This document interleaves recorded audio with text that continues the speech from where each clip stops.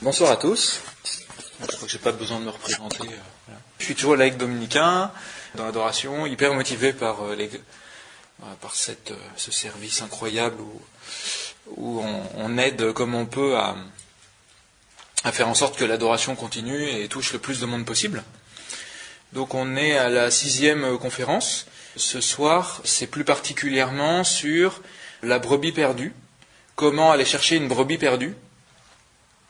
Comment ramener les brebis égarées que le Seigneur nous présente. Au niveau du plan de ce soir, c'est vraiment pour faire le lien avec ce qui précède. J'ai, depuis quelques mois, pris le temps d'étudier dans le détail les 10 plaies d'Égypte, tout le début de l'Exode, parce que je trouvais que c'était nourrissant, puis parce que j'avais un travail personnel à faire sur quelque chose que je suis en train d'écrire, et j'avais besoin de comprendre un petit peu mieux ce que veulent dire ces premiers chapitres de l'Exode, qu'on connaît un petit peu comme ça, parce que ça fait partie des passages de la Bible peut-être plus agréables à lire, parce que c'est assez concret. Il y a beaucoup de choses à dire sur ces différents chapitres. Et dans la continuité de ce qu'on a vu, la dernière fois on avait vu comment on exerce l'autorité sur les personnes que le Seigneur nous confie. Cette fois-ci, c'est plutôt comment on s'occupe des personnes que le Seigneur nous envoie, qui peuvent être des personnes sous notre responsabilité, mais qui peuvent être aussi des personnes qui n'ont rien à voir avec nous et qu'on va croiser. Le Seigneur va les mettre sur notre chemin et on va jouer le rôle d'un berger qui ramène une brebis dans l'enclos du Seigneur, qui contribue un petit peu à ramener une brebis sur tel ou tel aspect de sa vie. Voilà, quelqu'un qui boit trop et on va le toucher parce qu'il va boire un peu moins après nous avoir vu. Voilà, ou quelqu'un qui oublie le Seigneur et qui va penser un peu plus au Seigneur. Voilà, ça peut être sur n'importe quoi. Le principe, c'est le mouvement d'un berger qui va chercher une brebis. Donc, au niveau du cheminement de ce soir, on va parler d'abord de l'égarement à la réintégration de la bergerie, la première partie, c'est-à-dire premièrement, ce qui fait qu'une brebis s'égare et comment on va aller la chercher et comment on va la ramener jusqu'au moment où elle rentre dans la bergerie.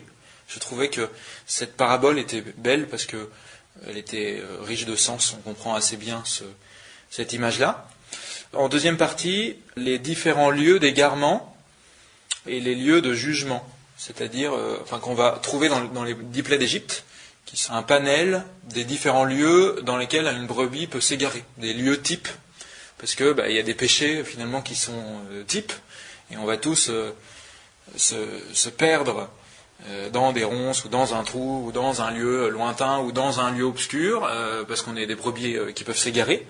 Et les 10 plaies d'Égypte sont éclairantes là-dessus. Donc on va revenir dessus et approfondir un peu plus que nous ne l'avons fait les fois d'avant, les 10 plaies d'Égypte avec leurs conséquences pratiques, la manière dont on peut les interpréter, les conséquences pratiques, à la fois pour ramener les brebis et pour exercer un jugement contre les mauvais bergers. Parce que pour ramener une brebis, il faut réussir à la dégager de la situation dans laquelle elle est, et donc des éléments autour d'elle qui exercent une mauvaise emprise sur ces brebis.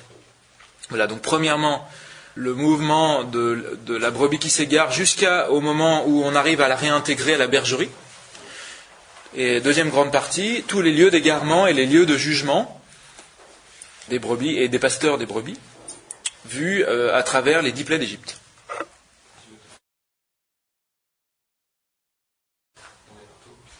Alors pour la première partie, le mouvement que suit une brebis, je vais prendre un passage dans le livre du prophète Jérémie, au chapitre 50.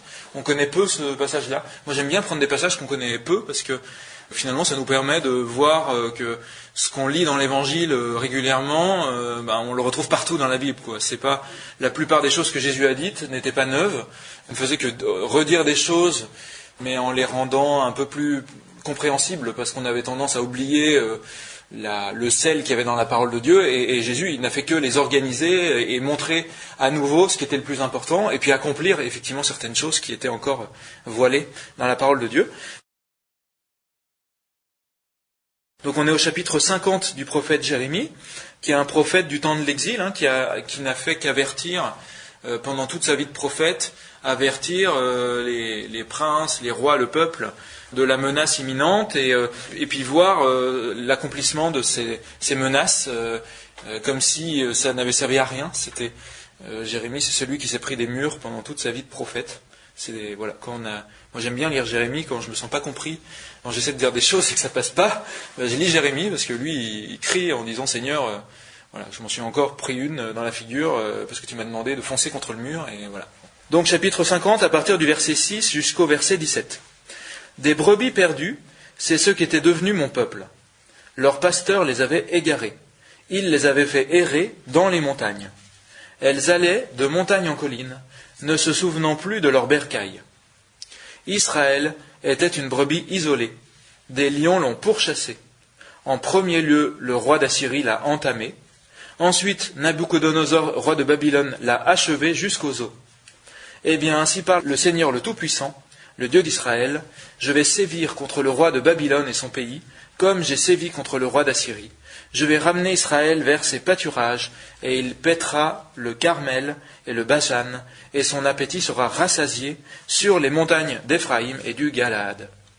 Pendant ce temps, à ce moment même, oracle du Seigneur, on cherchera la perversion d'Israël, mais elle aura disparu. Et les fautes de Juda, mais on ne les trouvera plus. En effet, je pardonne à ceux que je laisse survivre. Donc dans ce texte, on retrouve les grands moments de la vie d'une brebis qui s'égare et qui est réintégrée à la bergerie. Premièrement, la cause de l'éloignement. Il est dit, les pasteurs des brebis les avaient égarés. Ils les avaient fait errer dans les montagnes. Donc il y a un défaut de la part de ceux qui avaient la responsabilité des personnes en question, qui du coup, sous le coup de cette perte de repères, se sont égarés. Voilà, il y a une circonstance atténuante dans le fait que ces brebis se soient égarées.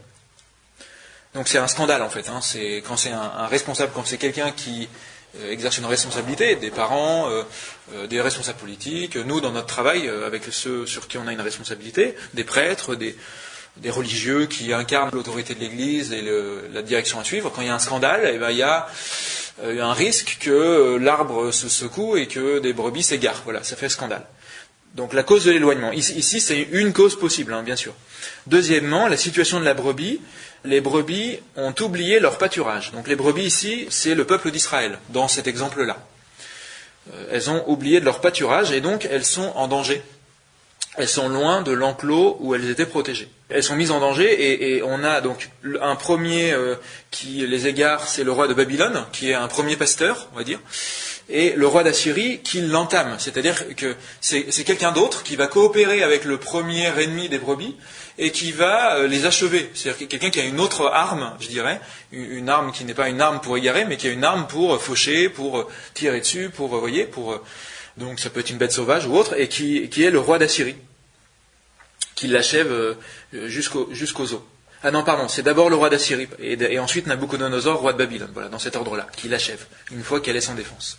Donc on voit bien, il y a une coopération dans le mal, ils se partagent les rôles, parce qu'il y en a un qui arrive bien à égarer les brebis, et l'autre qui arrive bien voilà, comme un rapace, un petit peu, Jésus disait, là où est le corps, là se rassembleront les vautours. Voilà, une personne qui est morte à la grâce, elle est vulnérable aux vautours, en fait. C'est-à-dire, ici, au roi de Babylone qui incarne celui qui profite de la faiblesse de celui qui n'a plus de défense. On a le Seigneur qui dit, ainsi parle le Tout-Puissant, je vais sévir contre le roi de Babylone et son pays, comme j'ai sévi contre le roi d'Assyrie. Le Seigneur exerce un jugement. Donc le Seigneur ne précise pas, mais il dit je vais sévir, c'est-à-dire je vais juger les mauvais pasteurs. On voit dans ce passage-là et dans bien d'autres passages qui montrent le mouvement de la brebis qui se perd et qui à un moment est réintégré, on voit qu'il y a forcément, pour pouvoir la réintégrer, un jugement à faire des mauvais pasteurs, puisqu'ils ont une autorité malsaine sur les brebis en question, sur les personnes qui s'égarent. Mais ce texte-là ne précise pas comment ces pasteurs sont jugés. Quatrièmement, le berger ramène la brebis, la nourrit et la soigne. Donc ça, on le voit, c'est le Seigneur qui dit « Je vais ramener mon peuple ». Je vais ramener mon peuple. Donc ça veut dire, cette quatrième étape, ce berger qui vient, qui ramène et qui soigne.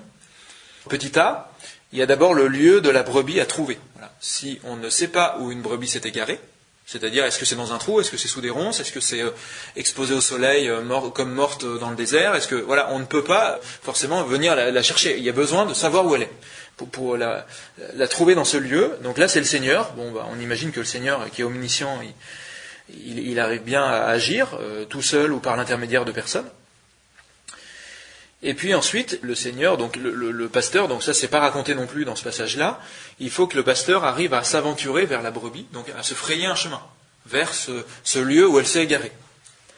Et ensuite, il faut que la brebis se laisse faire, parce qu'on ne peut pas attraper une brebis qui ne se laisse pas faire.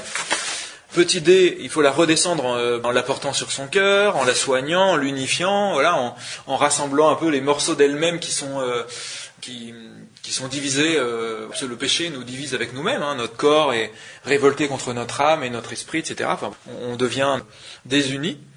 Et dernière étape, la mettre dans la bergerie en sécurité. Donc on a le Seigneur qui dit qu'il cherchera la perversion d'Israël, mais elle aura disparu, et les fautes de Juda, mais on les trouvera plus. En effet, je pardonne à ceux que je laisse survivre. Donc là, ça accentue l'idée que le Seigneur va soigner la brebis qui est son peuple, ici, en pardonnant les fautes que son peuple avait commises.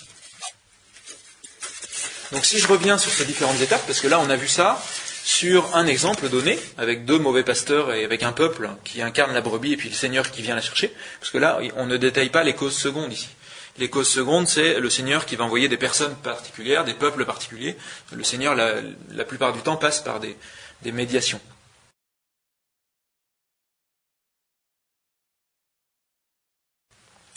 Alors, les causes d'éloignement. Premièrement,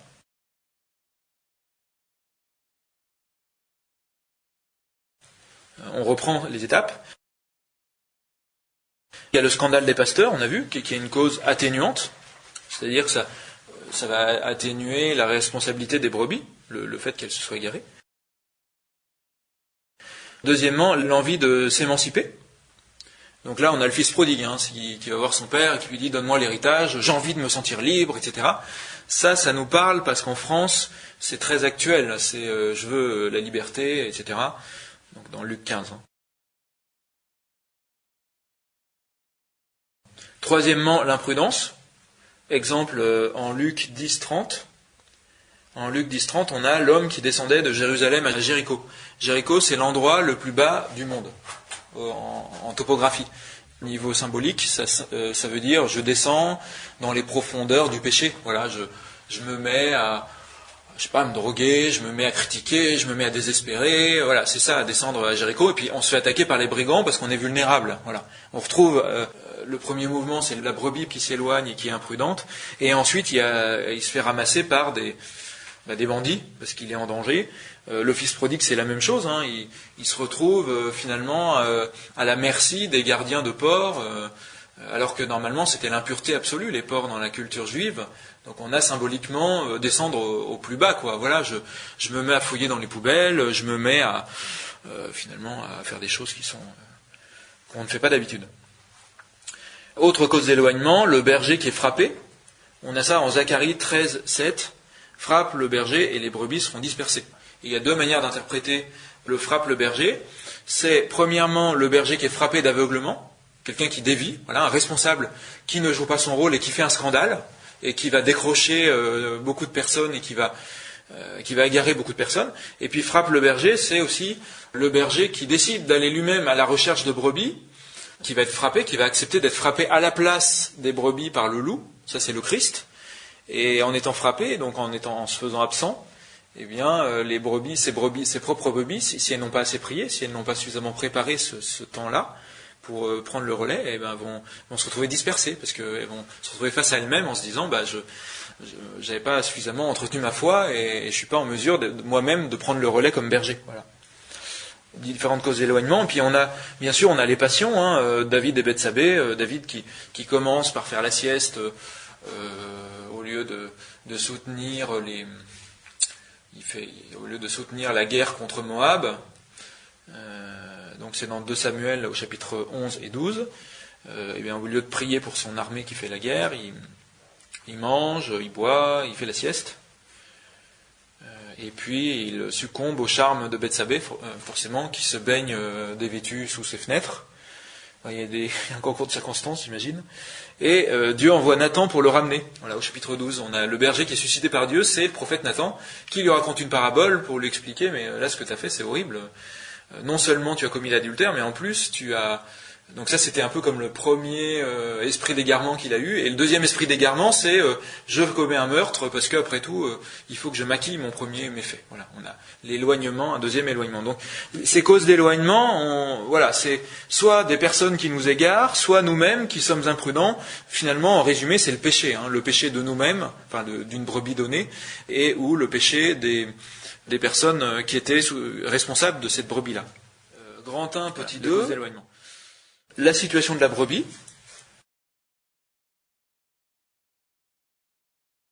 Donc la situation de la brebis, on l'a dit, c'est l'oubli de son pâturage, c'est le fait d'être dans un lieu où elle est en danger, c'est le fait que le mal puisse coopérer pour que d'autres mauvais esprits prennent le relais pour l'attaquer sur d'autres terrains sur lesquels d'habitude elle n'est pas vulnérable, mais là elle est rendue vulnérable parce qu'elle a péché dans tel ou tel domaine, elle s'est éloignée de son enclos principal, elle a arrêté d'aller à la messe. Voilà, une cause d'un certain nombre de personnes qui commettent des péchés, c'est aussi de s'éloigner des sacrements. Voilà.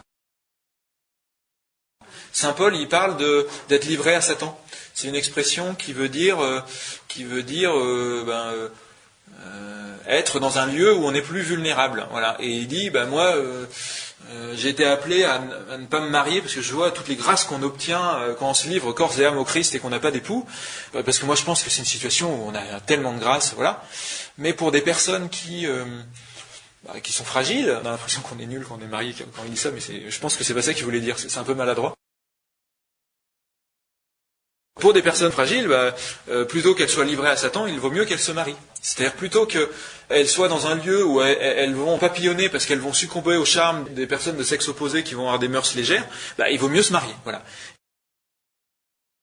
Et il dit la même chose pour les veuves qui, des fois, il vaut mieux se remarier quand on est veuve. Il emploie cette expression livrée à Satan qui veut vraiment dire aller dans un lieu où on est en disgrâce, voilà, on est encore plus, on est soumis à la tentation. Voilà, c'est ça, c'est le lieu de la tentation par excellence, puisqu'il manque des conditions pour qu'on soit protégé. Grand 1, petit 3, le jugement des bergers mercenaires. Donc on a vu avec Assour et Babylone. On avait parlé le mois dernier de Zacharie 11, du fait que quand on prend autorité sur des personnes, on supprime, ou le Seigneur supprime les autres bergers. Et c'est très important pour pouvoir prendre autorité, ou laisser le Seigneur reprendre autorité sur une personne, puisqu'on la ramène au bercail, et bien que le Seigneur, par nos mains, ou directement, pas forcément par nos mains d'ailleurs, supprime les bergers en question. Voilà. On a un accomplissement de cette prophétie, notamment avec le fait que quand l'Église naît, donc après la mort du Christ, quand l'Église jaillit du cœur du Christ, on ait les trois partis pharisiens qui soient supprimés. C'est-à-dire c'est ces trois bergers du peuple d'Israël, pharisiens qui sont ou sadducéens, ou zélotes, ou pharisiens, c'est ça.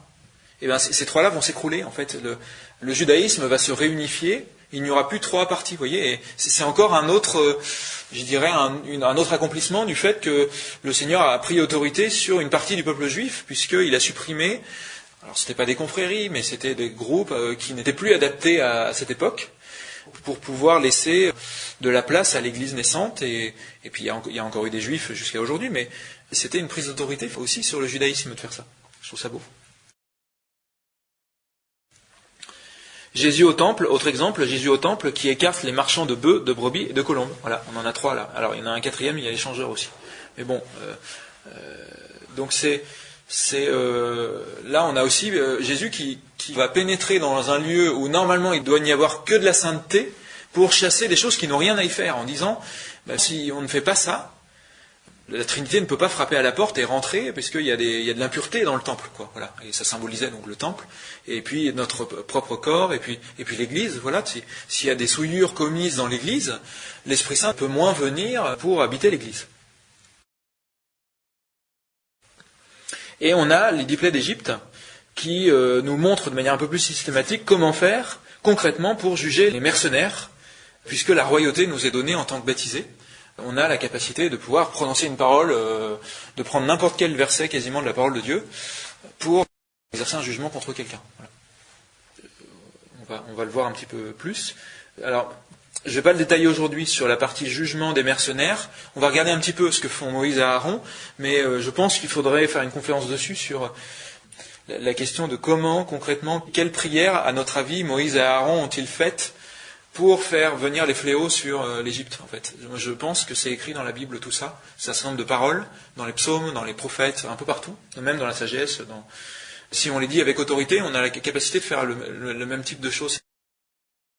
C'est-à-dire de juger, de faire descendre le jugement de Dieu sur des esprits ou des personnes ou des situations, de venir briser des choses. De venir accélérer le règne de Dieu pour pouvoir délivrer en masse des brebis, quoi. Voilà. Dans les Actes des Apôtres aussi, on a des exemples de ça, hein, où il y en a qui s'écroulent d'eux-mêmes, ou qui sont terrassés, des magiciens, etc., qui se retrouvent retournés du jour au lendemain, parce que les apôtres sont tellement zélés et ils sont tellement unis qu'ils arrivent à exercer le jugement de Dieu, de ces mauvais mercenaires, pour ensuite ramener ces brebis et puis baptiser 2000 personnes en une journée.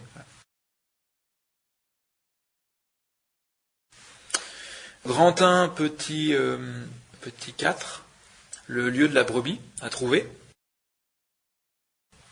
qui est le lieu de son péché. Donc on a dit c'est les 10 plaies d'Égypte, qui systématisent les différents péchés qu'on peut observer dans la nature humaine. Il y a aussi donc réussir à s'aventurer vers la brebis. Alors d'abord, quelle brebis ? Voilà, vers qui le Seigneur nous envoie-t-il ? Dans tout l'Évangile, il dit allez d'abord vers les brebis perdues de la maison d'Israël. Notamment dans Matthieu 10, 6. Allez vers les brebis perdues de la maison d'Israël. Ça veut dire aller d'abord vers les gens les plus proches de vous. Pour nous, ça veut dire d'abord vers des catho-pratiquants qui se décrochent un peu de l'église et puis qui viennent à la messe une fois par mois. Notre rôle, c'est d'abord d'aller vers eux parce que plus on sera nombreux, plus on va être nombreux comme pasteurs qui pourront ramener des brebis. Et c'est sûr il y a une efficacité plus grande, plutôt que d'aller vers tout le monde comme ça, de manière indifférente, à d'abord se dire Seigneur, qui m'as-tu envoyé là maintenant ? En général, c'est plutôt des personnes proches de sensibilité de nous. Enfin, majoritairement, c'est ça que le Seigneur fait. Puis il dit aussi, des pauvres, vous en aurez toujours. Et ça, c'est une manière de dire, c'est pas moi qui fixe vers qui je vais, c'est le Seigneur qui m'envoie quelqu'un qui a une pauvreté d'un moment. J'ai un plantage logiciel, je viens de voir pour que tu m'aides. J'ai un souci de voiture, je viens de voir pour que tu m'aides. J'ai besoin de parler, voir pour que tu m'écoutes. Voilà. Le Seigneur nous envoie du monde. C'est comme ça qu'il répond à ceux qui disent moi j'organise mon agenda où à 8h je vais voir tel pauvre, à 9h je vais voir tel pauvre. Et en fait, ceux qui se présentent à moi, je leur dis non, je leur ferme la porte. C'est important de faire des activités associatives, de faire des choses, de se fixer des objectifs, de dire tiens, aujourd'hui, je vais prendre un petit moment avec tel enfant que j'ai pas vu, avec un moment de qualité depuis plusieurs jours, mais je dirais qu'il faut se laisser déranger par des personnes que le Seigneur nous envoie. Voilà. C'est la guérison de la fille de Jaïr où Jésus, sur la route, va se faire déranger par la femme hémorroïde qui va toucher son vêtement. Et il va nous montrer que le Père lui envoie, et le Père et l'Esprit Saint lui envoient une femme. Et Jésus, il dit pas non, attends, stop, là, je suis occupé déjà, je vais guérir la fille de Jaïr. Non, il dit, voilà, ma force est sortie de moi. Et il montre finalement qu'il y a une fécondité particulière à répondre dans l'instant aux personnes que le Seigneur nous envoie. Une fécondité même plus grande que les pauvres qu'on avait planifié de sauver et de ramener à la bergerie. Voilà. C'est ça que le Seigneur nous montre quand il dit il y a un esprit qui est sorti de moi. Oh, mais je me suis dérangé, j'ai aidé quelqu'un. Et c'est extraordinaire comme c'est efficace. C'est ça, il y a un esprit qui est sorti parce que le Seigneur, ça l'a tellement touché qu'on l'écoute que boum, voilà, il est guéri. Maintenant, je passe à la brebis que je m'étais fixée. Donc, il faut pouvoir laisser les autres en fait dans l'histoire. C'est-à-dire qu'en Matthieu 18, 12, il est dit que sur les 100 brebis, le berger, il en laisse 99. C'est révoltant parce que on n'imagine pas une maîtresse laisser sa classe en disant attendez, je vais chercher l'élève qui doit être quelque part dans l'école, je sais pas trop où, voilà. Bon, en fait, il faut imaginer ça, parce que Jésus il dit voilà, c'est comme ça que ça se passe. Pour imaginer un peu plus dans le détail, on pourrait dire que c'est peut-être une maîtresse qui se dit ah oui, tel enfant qui a une tendance peut-être à l'autisme, j'en sais rien, et qui a peut-être bloqué parce que sur son casier il y a quelqu'un qui avait dérangé les autocollants qui étaient dessus, par exemple. Je sais que cet élève-là, il doit être près des casiers parce que je le connais. Donc je connais déjà le lieu où il doit être. Donc là, c'est raisonnable que je laisse mes élèves, parce que ça va me prendre 1 minute d'aller le chercher dans le lieu où moi je connais qu'il est. Et c'est comme ça que ça se passe. C'est-à-dire que en Matthieu 18, 12, les dit que sur les 100 brebis, le berger, il en laisse 99. C'est révoltant parce que on n'imagine pas une maîtresse laisser sa classe en disant attendez, je vais chercher l'élève qui doit être quelque part dans l'école, je sais pas trop où, voilà. Bon, en fait, il faut imaginer ça, parce que Jésus il dit voilà, c'est comme ça que ça se passe. Pour imaginer un peu plus dans le détail, on pourrait dire que c'est peut-être une maîtresse qui se dit ah oui, tel enfant qui a une tendance peut-être à l'autisme, j'en sais rien, et qui a peut-être bloqué parce que sur son casier il y a quelqu'un qui avait dérangé les autocollants qui étaient dessus, par exemple. Je sais que cet élève-là, il doit être près des casiers parce que je le connais. Donc là, c'est raisonnable que je laisse mes élèves, parce que ça va me prendre 1 minute d'aller le chercher dans le lieu où moi je connais qu'il est. Et ensuite le ramener en disant bien mes élèves, allez, soyez sages, je vous demande vraiment de prier pour moi pour que j'arrive à ramener cet élève parce que il va manquer quelque chose à l'harmonie de la classe si je ne vais pas le chercher. Eh bien, laisser ces brebis, laisser les autres, c'est faire ça finalement. C'est pas aller dire je laisse les autres et puis tant pis. Non, c'est parce que j'ai une idée du lieu où se trouve l'autre que je vais me servir de la souffrance de ceux que j'ai laissés. Parce que l'absence, c'est une souffrance. Voilà, Dieu fait ça avec nous. Quand Dieu se fait absent, on en souffre, et en réalité, c'est lui qui utilise l'absence dans laquelle on souffre, parce qu'on dit Seigneur, je te prie, et il ne se passe rien, je suis face à un mur, je suis sec dans ma prière, et en fait, il va se servir de cette sécheresse pour récupérer de la force, si j'ose dire, pour aller chercher quelqu'un qui est égaré. C'est comme ça que ça se passe. Il va se servir de l'enquiquinement, il y a un bouchon pour venir à ma réunion de je sais pas quoi, pour que ma réunion se passe bien, pour aller toucher le cœur des gens que je vais avoir devant moi. Voilà, c'est une forme d'absence, c'est une forme de souffrance qui va être transformée par le Seigneur. Eh bien, la souffrance de l'absence des 99 brebis, c'est ça. Et quand nous, on exerce une autorité, quand on va laisser quelqu'un en se disant je ne sais pas si je pourrais la laisser, déjà, il faut avoir une petite idée de la personne, de pourquoi on fait ça. Voilà, dans mon service, je vais être moins disponible pour les gens dont je suis responsable dans mon service parce que je vais monter quelque chose, je vais faire quelque chose pour améliorer le service d'église que j'ai pris et du coup je vais délaisser un tout petit peu pendant quelques semaines les autres personnes du service parce que je serai moins réactif à mes mails, etc. Et je vais leur dire s'il vous plaît priez pour moi parce qu'en ce moment je m'occupe de tel chantier, voilà. Et c'est ça, laisser les 99 brebis. Donc c'est comme ça que le berger reçoit la force d'aller chercher la brebis, et le Seigneur il fait exprès de dire moi je vous rends coopérateur de la grâce et du salut en vous laissant souffrir de mon absence, parce que il pourrait dire je vais sauver tout le monde, hop, et même ceux qui sont en enfer, finalement je vais changer un truc dans leur tête et puis je les sauve. Non, il dit moi je respecte la liberté de chacun qui choisit oui ou non, et je respecte aussi le choix que font certains de me suivre et de me faire confiance aveuglément parce que je vais faire exprès de puiser dans ce trésor de la communion des saints où il y a toutes les grâces de ceux qui ont souffert l'absence du Seigneur pour aller chercher des gens qui s'égarent. Voilà. Et je vais faire un chapelet, et je ne sais pas pour qui, j'ai plein de choses énervantes qui vont se passer pendant le chapelet, parce que c'est pendant mon trajet de voiture, il y a des gens qui vont me klaxonner alors que c'est pas ma faute si je sais pas quoi, et toutes ces petites choses, je vais les offrir, et Seigneur, ça va donner de la force pour aller chercher quelqu'un à l'autre bout du monde, qui s'est garé. On peut, par exemple, c'est pareil quand on a justement une contrariété, l'offrir. Oui. C'est ça. Oui, c'est la même chose. Mais laisser le Seigneur choisir la personne. Oui. C'est-à-dire je l'offre pour cette personne. Ça peut être l'un ou l'autre. Thomas d'Aquin, il dit que dans la prière, soit on offre aveuglément parce qu'on y arrive, soit parfois, le fait d'offrir pour quelqu'un, lui il dit, ça excite la dévotion. C'est-à-dire que ça va, si on n'avait pas prié pour cette personne, on n'aurait pas prié du tout. Et donc, faut pas se dire, faut toujours prier de manière désintéressée sans savoir pour qui, parce qu'il y a des fois, on fait exprès de venir prier pour quelqu'un, parce que on se dit, tiens, il y a une intention là aujourd'hui, et grâce à ça, il se passe des choses. Il y a ma grand-mère qui meurt, je vais prier plus, et si ma grand-mère n'était pas morte, même si c'est triste, j'aurais peut-être pas prié à ce moment-là, je serais peut-être allé au ciné le soir, et c'est très bien de se reposer, mais de se détendre, mais le Seigneur, il va se servir, faut savoir s'appuyer à la fois sur les fois où on a la force de dire, je prie pour qui tu veux, Vierge Marie, ou Seigneur, ou Saint Joseph, ou qui on veut, et à la fois sur les fois où on dit, moi, ça m'aide de prier pour une intention, sachant que le Seigneur, après, il va respecter ce qu'on a demandé, mais il va aussi répartir la grâce pour que ceux pour qui personne ne prie, ils en reçoivent aussi, voilà. Le Seigneur, il se débrouille après. Donc, il y a une brèche à ouvrir. Dans Michée, au chapitre 2, verset 13, on parle d'un berger qui ouvre une brèche et qui passe devant. Voilà. Parce que on peut imaginer, moi je pensais au château de la Belle au Bois dormant, où il y a des ronces tout autour du château, il y a un dragon qui barre le pont, etc. Le berger, il va falloir qu'il fraye un passage pour que les brebis puissent revenir aussi. Voilà. Et frayer un passage, ça veut dire déblayer le terrain, ça veut dire offrir beaucoup de choses, beaucoup de souffrances aussi, pour que le terrain devienne praticable pour la brebis ou pour le berger qui marche avec une brebis dans les bras et qui ne va pas pouvoir se retenir s'il y a des ronces ou s'il y a un précipice. Il faut trouver le terrain favorable et sans tomber dans le lieu de péché de la personne. Voilà. Ève est tombée et Adam est tombé avec elle parce qu'il a dit oui, je vais goûter avec toi, au lieu de dire je vais t'aider. Non, mais attends, là non, il fallait pas faire ça. On va demander pardon au Seigneur et voilà. Le péché aurait été ça aurait été un tout petit péché en fait. Là, le problème c'est qu'il y a eu une coopération de l'humanité, une coopération parfaite, de l'humanité incarnée par l'homme et la femme qui représentaient toute l'humanité, et qui ont coopéré dans le mal pour dire, Seigneur, on s'oppose à toi, on va mettre un mur entre toi et nous, et on va faire une grosse bêtise ensemble. Voilà. Et là, Adam est tombé dans le lieu de péché de Ève. Voilà. On a quelqu'un qui vient à la rencontre de l'autre et qui ne joue pas son rôle de berger, qui a été peut-être imprudent. Et puis, la brebis, il faut qu'elle se laisse faire. Donc il y a les ronces à enlever, les ronces qui peuvent être les attaches terrestres. Il y a sa propre volonté qui n'est peut-être pas suffisamment forte pour qu'elle se laisse faire, et que si ça se trouve, on a beau essayer de la ramener, elle va tomber. Donc il faut demander au Seigneur un discernement. On avait parlé de ça avec Pharaon, avec Moïse qui pose des questions à Pharaon pour demander mais comment tu veux qu'on éloigne les grenouilles, à quel moment, etc. Et c'est là qu'il se rendait compte que le Pharaon il disait demain, voilà, en posant des questions, il va réussir à opérer un discernement pour se dire, en fait, ta volonté de t'en sortir n'est pas si forte que ça. Moi, je peux discuter avec toi, mais je ne peux pas avancer à ta place. Je ne peux pas te prendre, te soulever et te ramener parce que tu vas te débattre ou tu vas retomber et moi, tu vas me déséquilibrer avec. Voilà.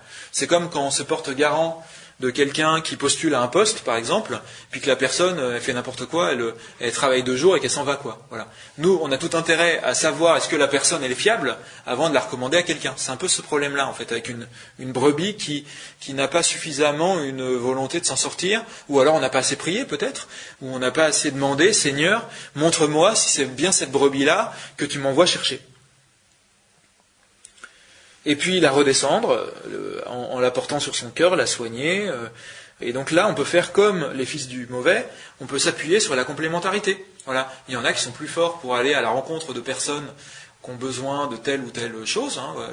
Moi, je pensais, j'ai un ami qui est homosexuel, qui est chrétien, et qui témoigne beaucoup dans le milieu gay.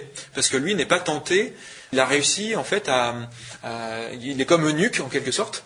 Et il arrive à discuter avec des transsexuels, par exemple, sans avoir des tentations énormes, quoi. Alors que ces gens-là, il y a des esprits très forts autour de ces personnes-là, qui font tomber beaucoup de personnes.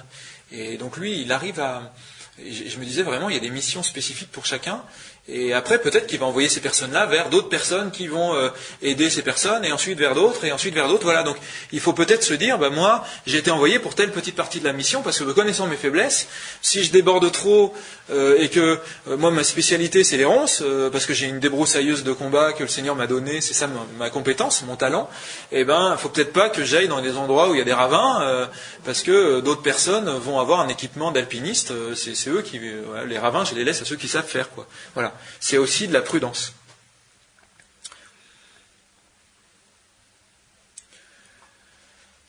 On a une parole dans Osée qui est « Venez, retournons vers le Seigneur. Il a blessé, mais il nous guérira. Il a frappé, mais il nous soignera. Après 2 jours, il nous rendra la vie. Il nous relèvera le 3e jour. Alors, nous vivrons devant sa face. » C'est au chapitre 6.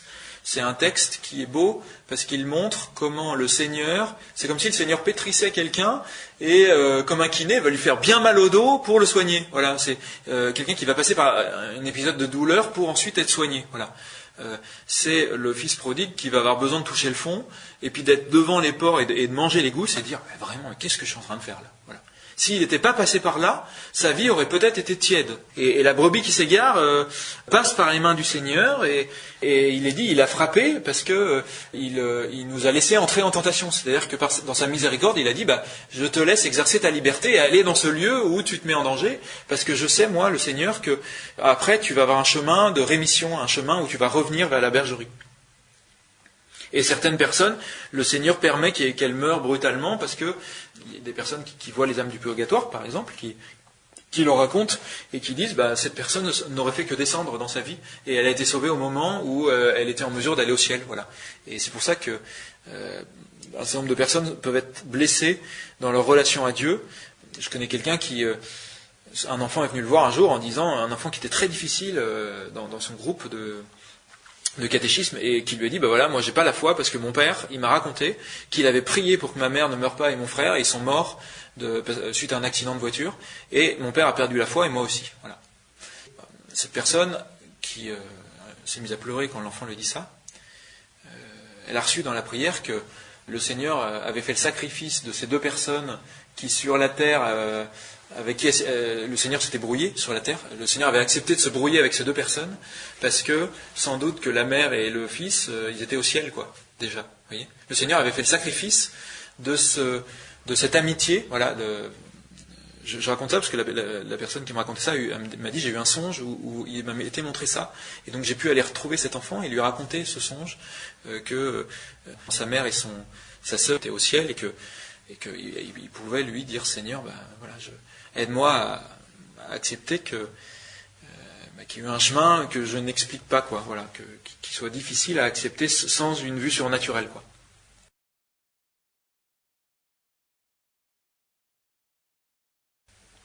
Et puis après, on a mettre la brebis dans la bergerie. La bergerie, c'est le lieu où le Seigneur demeure. Dans le livre du prophète Zacharie, au chapitre 2, il est dit, c'est le lieu où le Seigneur demeure. Sa gloire est au milieu et le Seigneur l'entoure tel un rempart de feu. Voilà. C'est-à-dire que le Seigneur est dans la bergerie de l'intérieur. Il y a une gloire qui vient de l'intérieur. Et le Seigneur est comme le mur qui entoure la bergerie, comme le rempart de feu. Donc c'est vraiment un lieu par excellence où on n'est plus en danger normalement. Si on reste dans une bergerie, on est vraiment... voilà, les bergeries, c'est très efficace. En Jean 10, verset 7, Jésus dit, je suis la porte des brebis, je suis le bon berger. Voilà, il vient accomplir toutes les prophéties liées au berger en disant, d'habitude c'était Dieu qui parlait, et le fait de dire je suis le bon berger, il dit je suis Dieu, et d'ailleurs celui qui parlait depuis tous ces siècles, c'était moi, Jésus, entre autres, avec le Père et l'Esprit Saint, qui suis celui par excellence qui guide les autres bergers. Il est celui qui nourrit les brebis, c'est dit dans la suite, qui leur donne la vie, alors que le voleur, le mercenaire, lui, il ne vient que pour voler, tuer et perdre. Il y a deux objectifs qui sont à l'opposé l'un de l'autre. Jésus ensuite va dire à Pierre, sois le berger de mes brebis et paie mes brebis. Donc ça veut dire que c'est dans l'Église finalement. C'est-à-dire que Jésus a dit, je vous montre l'exemple et je vais susciter d'autres bergers, c'est vous-même, qui allez prendre le relais.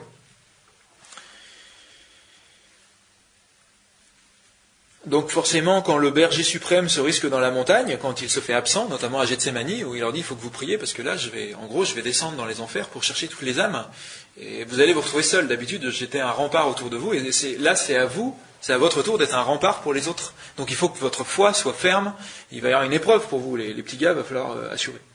Et donc, ils dorment parce qu'ils n'ont pas bien compris que le Seigneur les appelait à se préparer, et du coup, ils tombent. Donc les bergeries, donc ça va être l'église. Je pense aussi à une bergerie, un couple chrétien qui s'aime, c'est un rempart assez infranchissable en fait. Moi je me suis rendu compte de ça. Un couple qui vit les sacrements, etc. Mais le fait de se pardonner entre époux avant de dormir, même si on ne pense pas à un péché particulier, tous les soirs on dit je te demande pardon si éventuellement je t'ai blessé, etc. Et je te pardonne et j'accueille ton pardon. C'est une manière de cultiver la bergerie qui est le couple marié, puisque le sacrement est une présence du Seigneur à l'intérieur. Le Seigneur de l'intérieur va nourrir le couple et va nourrir tous ceux qui sont autour du couple, tel un ruisseau qui va irriguer tout, tel un arbre où les autres vont venir se nicher. Le couple humain, homme-femme, est une bergerie impressionnante. J'ai mis du temps, moi, et j'ai pas encore réalisé, parce que c'est vraiment quelque chose de très fort.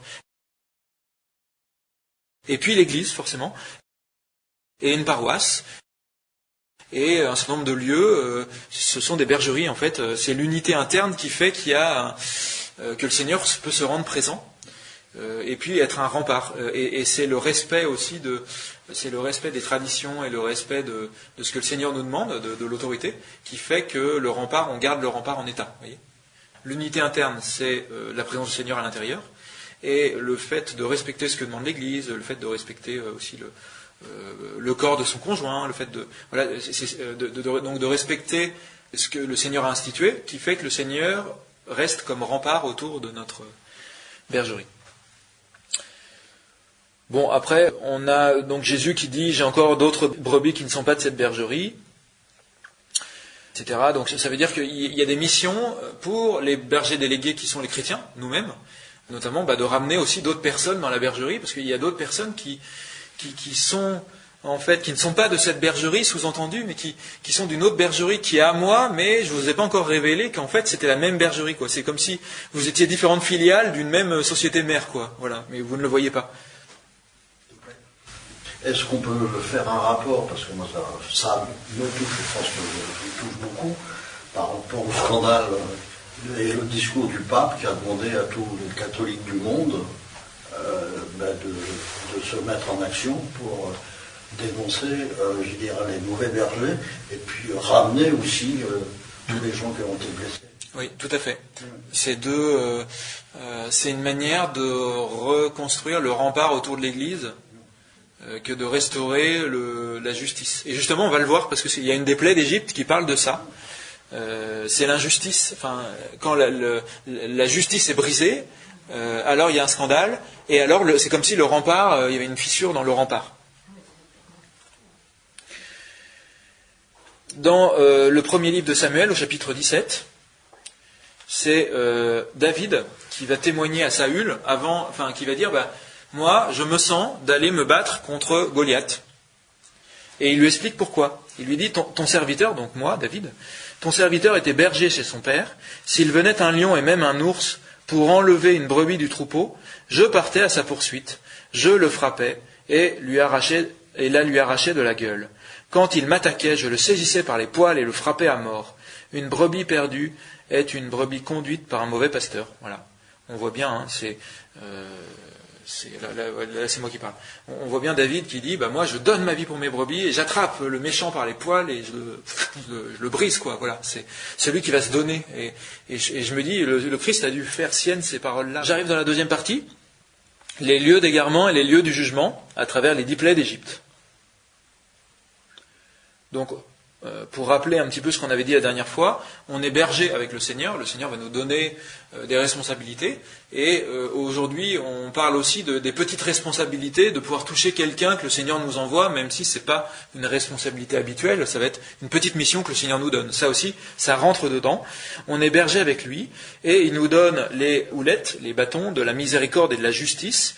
Nous les recevons du Seigneur, et le Seigneur fait le reste. On avait vu dans les 10 plaies d'Égypte qu'il y avait Moïse, Aaron et le Seigneur, ils étaient 3 finalement à déclencher les hostilités des plaies d'Égypte, et ça montrait qu'il y a 3 manières de faire advenir le jugement et la miséricorde du Seigneur. C'est d'exercer la miséricorde, de laisser faire le Seigneur, et d'exercer le jugement. Voilà, c'est les trois choses, la confiance, la miséricorde et le jugement. Alors, dans ce grand 2, premièrement, les lieux d'égarement. Donc, quand on va chercher une brebis perdue, on dispute son âme avec Satan. C'est figuré par Moïse et Aaron, qui réclament la liberté du peuple hébreu à Pharaon. Voilà. Moïse et Aaron qui disent à Pharaon, libère notre peuple, c'est un berger qui demande au démon l'âme de quelqu'un, ou qui demande de défaire un lien qui nous est visible, quoi. Voilà, il y a quelqu'un qui se trompe sur quelque chose, on a la capacité de l'aider à ne pas pécher, et on dispute son âme avec Satan. C'est comme ça que ça se passe. Et c'est le fameux lieu dans lequel est cette brebis, et ce lieu, nous avons à le trouver, parce que si on ne le connaît pas, nous-mêmes allons prendre des risques. Alors, en général, on s'attaque à la terre, qui est une composante de l'individu. Alors, je vais vous redistribuer les petits tableaux, les grands tableaux. Donc, c'est les 10 plaies d'Égypte et le préambule, le 0. On a la cible, donc c'est-à-dire ce qui, à mon sens, constitue le cœur, c'est-à-dire pourquoi il y a eu cette joute entre le Seigneur et le Pharaon. Voilà. Et c'est dans les versets centraux. La littérature juive met toujours dans les versets centraux la fine pointe, c'est-à-dire la chose la plus importante, en fait. C'est souvent dans le verset central. Et on a, la plupart du temps, donc dans la première ligne, qui est la ligne sur la cible, la plupart du temps, c'est la terre qui est visée. C'est-à-dire, quand Moïse et Aaron font des prodiges, c'est pour que la terre se retrouve à sentir mauvais, à être détruite, à être confrontée à une parole, voilà. Et la terre, ça désigne l'individu. En fait, ça va être une manière en même temps de soigner l'individu, de soigner une brebis. Voilà, on s'attaque à la brebis elle-même, aux parties malades de la brebis. Et ça va être aussi, la terre, ça va désigner les mauvais bergers, les mauvais esprits. Donc on s'attaque directement aux mauvais bergers ou aux mauvais esprits. Et donc notre action va avoir l'effet du glaive de la parole de Dieu qui va faire une séparation, avec un côté le jugement des mauvais, et d'un autre côté la guérison de la brebis, et c'est toujours les deux en même temps. On peut penser au champ qu'il faut labourer pour la bonne semence. Jésus il donne cet exemple-là en disant on est comme la terre, l'individu, et donc sur cette terre il peut y avoir des mauvaises choses, il peut y avoir des ronces, il peut y avoir des cailloux, il peut y avoir un certain nombre de choses, et il n'y a que quand notre terre, c'est-à-dire notre corps, âme, esprit, est bien labouré, qu'on est en ordre de marche, qu'on est en état de grâce même, qu'on est prêt à recevoir tout ce que le Seigneur veut nous donner, quoi. Voilà. Alors, on a un deuxième élément auquel on peut s'attaquer, c'est le Nil. Et ça, c'est la première plaie. La plaie du sang, on voit les eaux. D'accord ? Moïse et Aaron vont s'attaquer à l'eau. L'eau qui désigne les mauvais appuis, c'est-à-dire, ça désigne le monde intermédiaire, le monde des esprits, parce que normalement, on doit recevoir la pluie du Seigneur. Voilà, ça c'est la vie de la grâce. C'est-à-dire que la plupart des choses qu'on reçoit, dans l'ordre de la connaissance, dans l'ordre de l'amour, dans l'ordre... Finalement, ça vient de Dieu, et souvent par l'intermédiaire du monde angélique. Et dans la Bible, cette grâce qui est donnée, c'est la pluie. En fait, quand on lit la pluie dans la Bible, on peut penser à la grâce qui vient du Seigneur via les anges ou via des frères et sœurs que le Seigneur nous envoie. Parce que le mot ange peut vouloir dire aussi des messagers, des personnes, des intermédiaires que le Seigneur va susciter pour nous aider. Et donc, quand on s'appuie sur le Nil, ça veut dire qu'on va forcer l'ordre des choses et on va s'appuyer sur les mauvais esprits. On va faire des pactes pour pouvoir avoir un pouvoir, pour pouvoir recevoir quelque chose, en disant au Seigneur, j'ai pas besoin de ta pluie, puisque j'ai le Nil. Finalement, je peux, comme un distributeur, mettre une pièce, parce que les mauvais esprits, ils savent qu'ils font une bonne affaire dans l'histoire, parce qu'ils reçoivent une partie de notre âme en échange, ou un lien avec notre âme. Moïse et Aaron vont pouvoir s'attaquer au Nil qui sont ces mauvais appuis. La poussière aussi. Alors la poussière, c'est la troisième plaie d'Égypte. Donc la poussière, ça désigne tout ce qui est superficiel.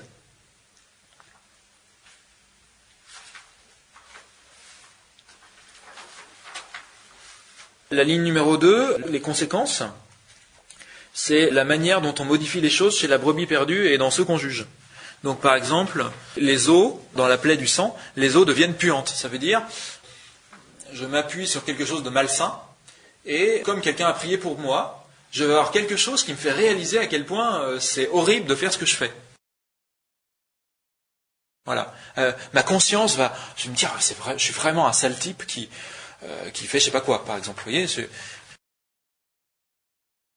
autre exemple, la quatrième plaie, la terre est détruite, ça veut dire qu'on va briser quelqu'un qui va se retrouver complètement épouvanté, ou complètement triste, ou complètement déstabilisé, voyez, voilà, qui va être atteint dans ce qui faisait sa force, voyez. Donc, ces deux lignes sont liées, en fait. On a ce à quoi le Seigneur s'attaque pour guérir ou pour juger, et il y a comment il va s'y attaquer, voyez, parce que c'est lié à un péché particulier, et pour briser ce péché-là, il va falloir passer par là. Ça, c'est la ligne suivante. Ensuite, il y a une ligne que j'ai appelée dommages collatéraux, parce qu'en fait, il y a plein de choses qui sont impliquées. Alors, les dommages collatéraux, ça va être des moyens utilisés, ça va être d'autres personnes concernées, ça va être des parties de nous-mêmes. Voilà, ça va être par exemple, si je prends la plaie des moustiques, la troisième, hommes et bêtes, ça va désigner notre humanité et notre animalité, voilà, notre rapport au corps. Les bêtes, on peut penser à la bestialité, mais dans le bon sens du terme, voilà. Non. Mon corps va se révolter contre moi parce que je ne vais pas le discipliner comme il faut, voilà. Mais ça désigne aussi des choses que je gère, parce que les bêtes, c'est mes richesses, voilà, à l'époque, ils étaient éleveurs de troupeaux, vous voyez. Donc, les dommages collatéraux, c'est ceux qui vont... ça va être les porcs qui vont être précipités dans l'eau par Jésus, ça va être toutes les choses qui ne sont pas l'objet de la plaie. La plaie, c'est d'abord pour soigner une brebis ou pour exercer le jugement, mais pour ça, il va falloir que les porcs ils tombent dans l'eau, quoi. Mais les porcs, on s'en fiche. C'est juste parce que ça va être un moyen pour que les gens se convertissent, ou pour chasser ce qui empêchait les gens de se convertir. Voilà. Donc, on va y revenir. Après, on a l'enjeu. L'enjeu, c'est ce qu'on récolte. Et on peut mettre en face le péché associé. Donc, par exemple, deuxième plaie, les crapauds ou grenouilles, c'est la tempérance. Voilà, c'est-à-dire qu'il y a une personne qui va être intempérante, qui va trop manger, qui va trop boire, qui va trop parler, j'en sais rien. Et en exerçant cette plaie, on va guérir cette personne ou contribuer à la guérir pour qu'elle soit plus tempérante. Voilà. Et on va exercer un jugement contre ceux qui l'ont rendue intempérante. Vous voyez, j'ai mis le positif là, j'ai mis la tempérance, j'ai pas mis le désordre, la vie de patachon, etc. Qui déclenche les fléaux, je vous en ai parlé. On a 4 fois Aaron, 3 fois le Seigneur, 4 fois Moïse. Et 4, c'est le nombre de l'humanité, et 3, c'est le nombre du Seigneur. Donc Moïse et Aaron, ça désigne quand l'homme ou la femme exerce son autorité avec la miséricorde ou la justice, et le Seigneur, ça va désigner quand on fait confiance au Seigneur et que c'est lui qui va agir directement. 4 et 3. On le retrouve aussi dans le Notre Père, avec 3 demandes adressées au Seigneur et 4 adressées pour les gens qui nous entourent. On va le retrouver un peu partout en fait dans la Bible, le 4 et le 3. Souvent quand il y a un 3 c'est le Seigneur et quand il y a un 4 c'est plutôt l'humanité ou une composante de l'humanité. Après on a l'instrument, ça c'est intéressant, ça nous donne un éclairage sur la manière de procéder. Le bâton ça va désigner ce qui nous permet d'avoir une autorité. Donc je suis père d'enfants, voilà. Ça va être le prêtre qui a une capacité au niveau des sacrements. Voilà. Son bâton, ça va être sa capacité sacramentelle. Le bâton, ça va être notre autorité dans le travail. Voilà, mes moyens d'action. Parce que le bâton, on a vu, ça incarne ce qui permet au berger d'être plus efficace dans son autorité. Il y a le où et quand. Donc ça va être les 3 éléments, soit on a en noir en public, le matin près de Pharaon sur la rive du Nil, devant tout le monde, dehors. Il y a des péchés qui se règlent en public. Il y en a d'autres qui se règlent seul à seul, ça va être chez Pharaon. Mon frère, je vais le voir et je vais lui dire un truc, mais je ne vais pas le faire devant tout le monde. Et même si, alors on dit, des fois il y a des serviteurs dans les 10 plaies d'Égypte, mais je ne pense pas, moi, que les serviteurs désignent le fait qu'il y ait qu'il y ait toute la cour de Pharaon, ça désigne d'abord le fait que, je pense, quand on reprend quelqu'un, en réalité, les membres de sa famille souvent vont être au courant, ou les gens proches de lui. Vous voyez, on a beau le dire seul à seul, voilà, ou ça peut être des composantes d'une personne aussi. Ça peut être la volonté de la personne, son intelligence. Vous voyez, ça peut désigner ça aussi, les personnes autour. Voilà. Après, on a une ligne qui est la réaction de l'entourage. Ça, c'est intéressant parce que ça permet de voir que ce qu'on fait, ça va irriguer aussi d'autres personnes. On a la réaction de Pharaon, qui va être la technique de l'ennemi. Ça, on en a parlé déjà de ça. Qui va être comment l'ennemi s'y prend pour résister autant qu'il peut, quoi. Voilà. Le geste pour éloigner le fléau. Donc ça va être la capacité du chrétien. Alors moi je dis du chrétien, je pense que c'est tout le monde en fait, toute personne, mais le chrétien a cette capacité d'une manière éminente parce que quand on vit des sacrements, on a une force qui est extraordinaire, quoi. On est comme un trou noir par rapport ou comme une étoile dans l'univers par rapport à la Lune, quoi. Il y a quelque chose qui est très grand. Donc le geste pour éloigner le fléau, c'est j'ai fait comme le Seigneur m'a dit, j'ai exercé un jugement à l'encontre des mauvais bergers, mais je vais aussi demander que ce mauvais berger il soit réintégré auprès du Seigneur. Et puis j'ai mis une colonne de distinction, c'est parce qu'il y a des moments où il est précisé de manière expresse, et il y a le peuple hébreu qui n'a pas été touché par la plaie. Et on va voir que ça montre quelque chose aussi. Le fait que le chrétien ne soit pas du tout touché par ce qui se passe, les gens, ça va pouvoir les interpeller. Alors, grand 2, petit 2, les lieux du jugement, donc les fléaux. Donc on a l'avertissement des mauvais bergers, quand Moïse et Aaron vont voir Pharaon, c'est l'avertissement aussi des mauvais esprits dans certaines conditions. Il y a le geste posé. Voilà, en général, tu lèves ton bâton, tu fais ça, tu lèves les mains vers le ciel, ils vont faire ce que le Seigneur leur demande. Et alors des fois, c'est les deux qui vont le faire, mais la Bible fait exprès ensuite de dire c'est juste Moïse ou juste Aaron. Donc c'est pour ça que ça a un sens, c'est raconté comme ça. Il y a la négociation éventuelle avec Pharaon. Il y a des fois, il n'y a pas de négociation, puis il y a des fois, il y a un combat. Donc ça, c'est le combat dans le chemin que le berger parcourt pour aller voir la brebis ou pour ramener la brebis. Voilà, il va y avoir un combat spirituel qui est symbolisé par cette discussion avec le Pharaon qui va essayer de tirer la couverture à lui et de décourager Moïse et Aaron et de les perdre.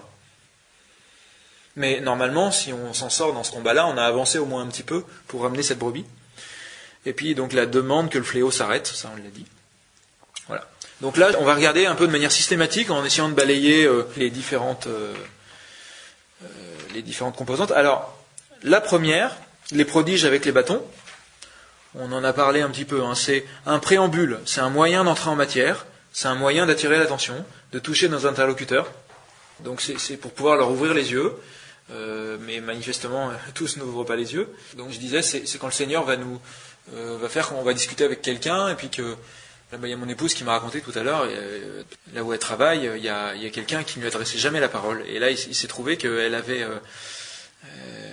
pris le temps d'aller à une présentation d'un projet qui est monté par certains, un truc bénévole.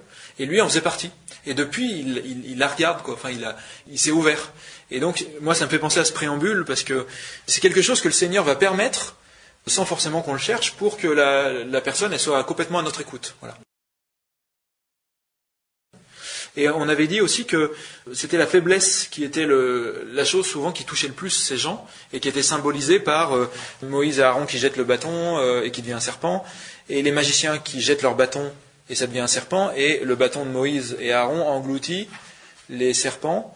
En fait, ça c'est la faiblesse, c'est la croix, c'est le fait de pardonner, c'est quelque chose quand on déploie la faiblesse, quand on dit Seigneur, je vais pardonner, je vais être patient, je vais faire les choses, voilà, les personnes, ça va être comme ce préambule, voilà, où il y aura pas de contre-coup, quoi. Je ne vais pas répliquer à la personne qui m'insulte ou qui me fait du mal, et du coup, ça va poser les choses pour qu'ensuite je puisse.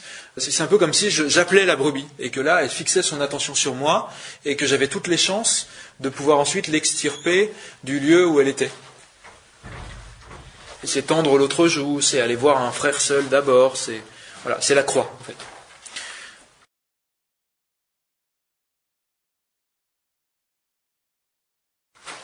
Première plaie, le sang.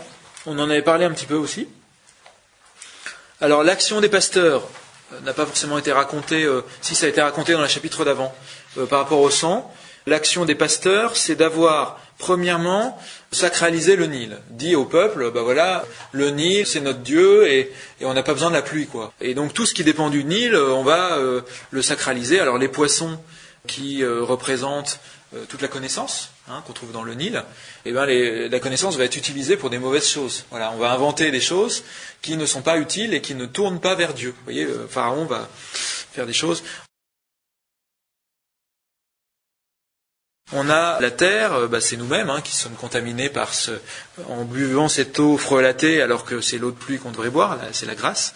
On a le bois et la pierre, puisque eux, ils utilisaient ça pour fabriquer des idoles, alors que dans la Bible, le bois, j'ai cherché un petit peu, le bois, j'ai vu que Dieu demandait de fabriquer, dans l'Exode, de fabriquer l'arche d'alliance en bois, qui est le lieu de la présence. Donc le bois, c'est les talents que le Seigneur va nous donner, qui sont faits pour que on ait de plus en plus la présence du Seigneur en nous. Voilà, c'est ça. Et la pierre, ça va symboliser, là aussi ils vont faire des idoles avec, la loi, en fait, les tables de la loi où il va y avoir les 10 commandements gravés dessus, pour nous guider, pour nous faire connaître notre péché, etc. Voilà. Et la loi qui va être à terme notre cœur, où l'Esprit Saint, c'est Saint Paul qui dit ça dans la 2e aux Corinthiens, où l'Esprit Saint va graver des choses dans notre cœur. Voilà. Et tout ça c'est détourné parce qu'on s'appuie sur le Nil. Et à force de s'appuyer sur le Nil, et puis sur ces eaux malsaines, donc sur ce monde intermédiaire, c'est-à-dire, il est réputé que les Égyptiens faisaient beaucoup de sorcellerie, et c'est dit dans la Bible à plusieurs endroits, dans le livre de la sagesse, c'est dit dans Ézéchiel aussi, que le pharaon il se baignait dans le Nil pour se recouvrir finalement, pour faire un pacte avec la mort et consacrer tout son pays au mauvais esprit. Pour célébrer cette consécration, il avait besoin, en échange avec les esprits, de sacrifier des premiers-nés, des enfants mâles, et donc c'est pour ça, la tradition juive le dit aussi beaucoup, qu'il avait eu peur et qu'il avait fait en sorte de tuer tout un tas d'enfants juifs. Vous voyez, on a le fait de tuer des enfants vient d'un pacte avec les ténèbres, en fait. Il y a les personnes qui se sont penchées dessus aussi sur tous les centres où il y a des avortements. À chaque fois, il y a des sectes satanistes ou autres qui prient pas loin, en fait, parce que ils ont besoin de ces sacrifices-là pour avoir de la force. Voilà. Tout ça, c'est spirituel, en fait. On a l'impression que c'est des gens qui s'égarent mais en fait, non. Et la preuve, c'est que il y a quelqu'un qui m'a envoyé un mail avec un témoignage d'une paroisse où ils avaient acheté une camionnette et ils avaient célébré des messes juste à côté d'un centre de planning familial.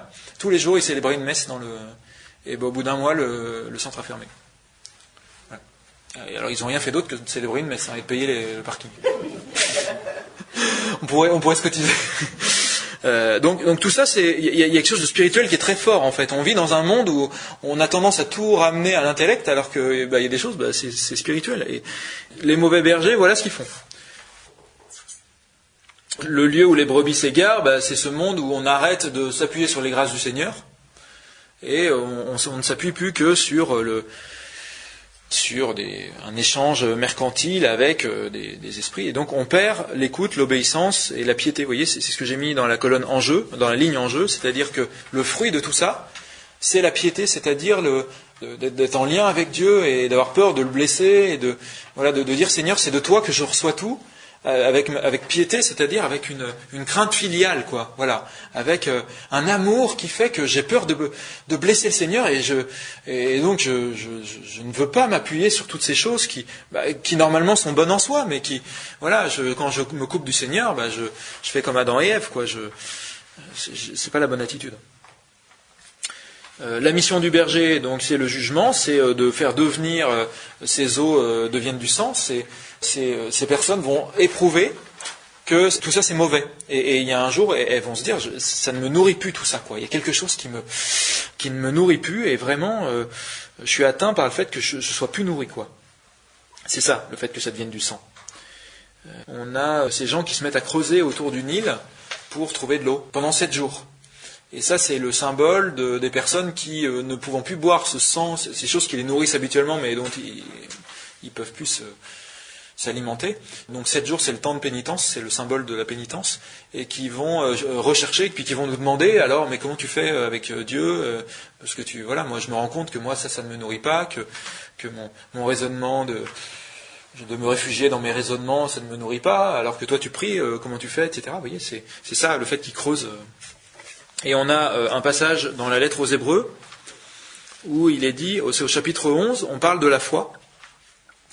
On parle d'Abraham notamment. Il est dit que grâce à la foi, Abraham obéit à l'appel de Dieu. Il partit vers un pays qui devait lui être donné en héritage, sans savoir où il allait. Vous voyez, il avait ce détachement. C'est dans la foi qu'ils sont tous morts sans avoir connu la réalisation des promesses, mais ils l'avaient vu et salué de loin, affirmant que sur la terre, ils étaient des étrangers et des voyageurs. C'est-à-dire qu'ils étaient tellement détachés de tout qu'ils étaient itinérants et qu'ils étaient un témoignage vivant du fait que les gens autour d'eux se disaient ça c'est du sang, là, c'est en train de devenir du sang ce qu'on a entre les mains de s'attacher à une terre, de s'attacher à telle ou telle chose matérielle. Parce que là, on a le témoignage d'un gars qui, quoi qu'il fasse, il fait confiance au Seigneur et il part vers là où le Seigneur le guide. Et donc ça, c'est une manière de faire venir le sang. C'est une manière miséricordieuse. C'est-à-dire, c'est de cette manière-là, je pense, qu'on peut donner l'eau vive. Donc voilà, la grâce des chrétiens, c'est ça. Donc j'aurais dû mettre une ligne en bas. Et moi, si j'avais mis cette ligne en bas, je l'ai rajoutée sur la main, sur la mienne. Vous pouvez noter. C'est donner l'eau vive, en fait. Voilà. Donc pour le zéro, là, les prodiges avec les bâtons, la grâce que les chrétiens pouvaient donner pour ramener les brebis, c'était le pardon. Pour moi, c'est le truc vraiment typique chrétien. Et pour les fléaux du sang, c'est de donner l'eau vive, c'est-à-dire de faire comme Jésus, d'expliquer Jésus, d'évangéliser, de parler de l'évangile, de donner quelque chose de nourrissant, parce qu'on parle de Dieu, et ça va être une vraie nourriture, ça va pas être le Nil, ça va être la pluie. Je vais donner à mon frère de l'eau qui est vraiment abreuvante, quoi. Les crapauds grenouilles,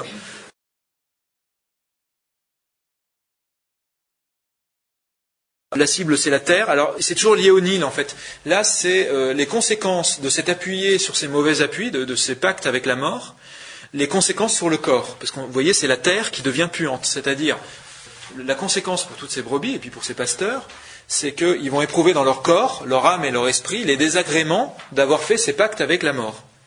Et les grenouilles, c'est l'impureté, en fait. C'est dans la sagesse, l'auteur du livre de la sagesse, il compare aux poissons. Il dit, au lieu de générer des poissons, Voilà, au lieu de la génération animale a été remplacée par les grenouilles qui ont contaminé la terre en fait. Voilà, le lieu de ces grenouilles normalement c'est les mondes infernaux qui sont au-dessus de nous et on est tout petit devant ces mondes infernaux et ces grenouilles sont sorties des mondes infernaux pour contaminer notre corps, notre âme et notre esprit. Notre corps, âme, esprit deviennent puants, c'est-à-dire on se dit mais je suis moche, je sens mauvais, j'ai plein de défauts, j'ai des tares, j'ai des voilà et il est dit ça contamine le fleuve, la maison, la chambre, le lit. Alors,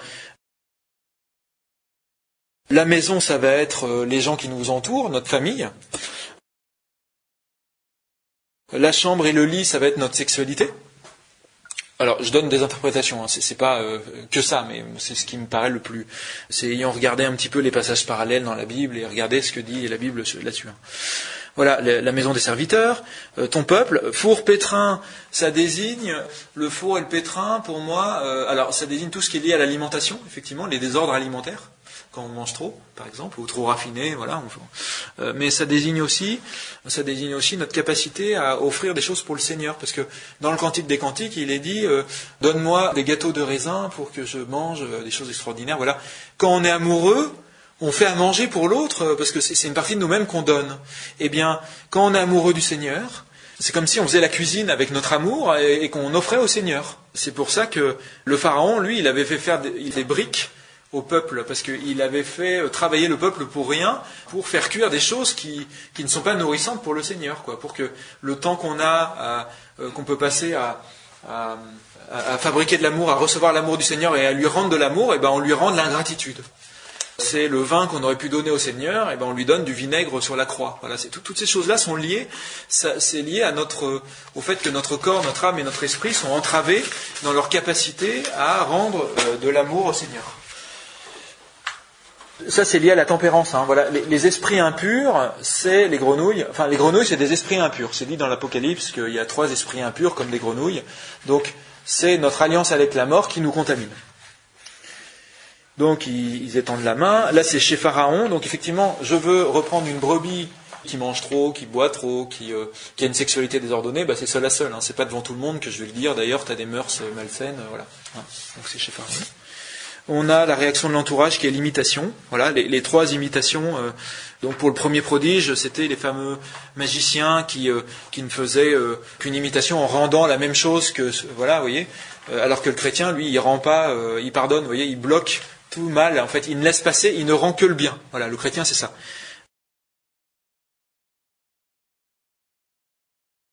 La deuxième imitation, c'était le fait que, avec le sang, les magiciens, enfin les gens qui s'opposent à nous, sont capables aussi de faire couler le sang. Ils sont capables aussi de rendre les choses infernales pour nous, comme nous, on rend les mauvaises attaches des personnes, vous savez, qui voient Abraham et qui disent finalement mes attaches terrestres, ça devient du sang. Et voilà, les mauvaises personnes peuvent nous imiter en nous rendant la vie impossible, quoi. Comme le Pharaon a fait exprès de rendre impossible les travaux du peuple d'Égypte. Vous voyez, ils sont capables d'imiter un petit peu ces choses-là, voilà, mais en faisant du mal. Pour les crapauds et les grenouilles, c'est pareil, ils sont capables de faire jaillir de l'impureté, vous voyez, donc de faire ces prodiges-là. Voilà. Mais c'est les 3 seules choses où il y a une certaine imitation possible par les fils des ténèbres, en fait. C'est à partir de la 4e, de la plaie suivante, qu'ils ne seront plus en mesure d'imiter ça. On le verra.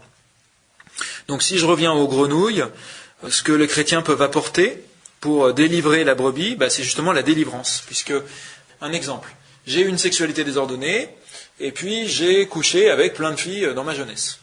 Eh bien, j'ai contracté un lien d'âme, c'est-à-dire que j'ai un esprit qui me tourmente, puisque c'est comme si, quand je croisais cette femme, j'avais envie de revenir avec elle, et puis après j'ai plus envie, et puis devant d'autres femmes, je peux être tourmenté, voilà, je suis chamboulé à l'intérieur.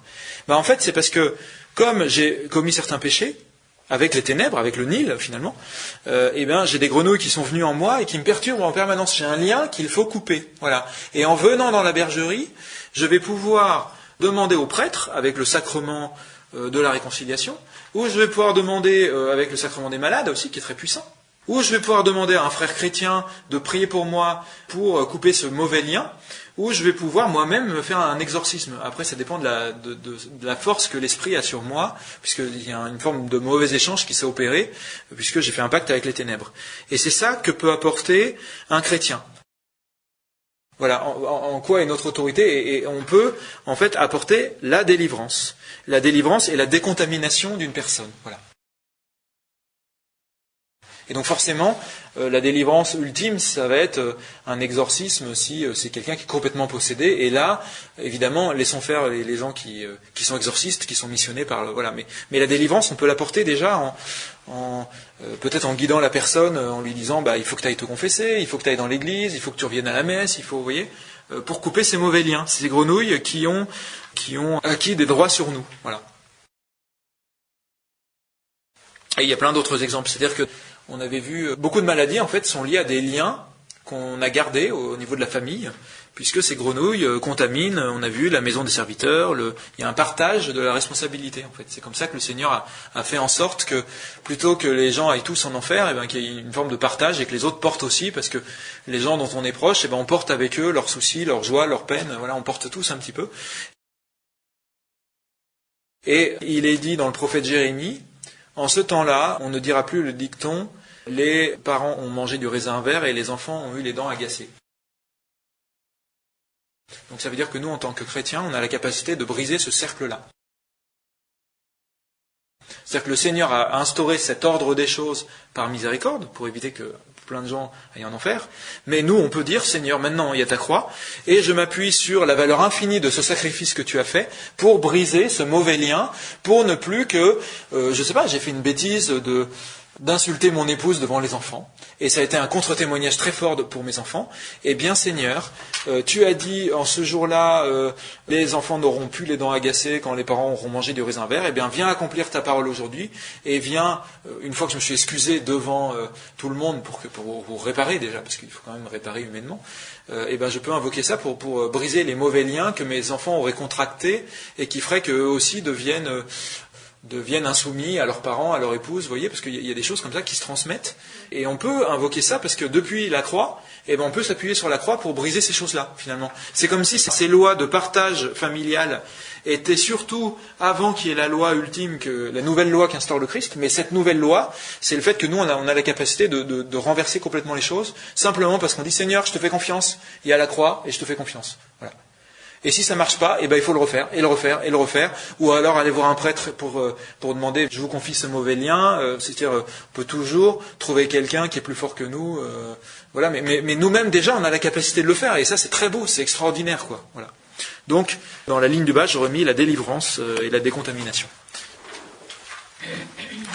Alors, la plaie des poux, alors on dit poux ou moustique, selon les... Voilà, c'est le truc qui s'accroche, quoi.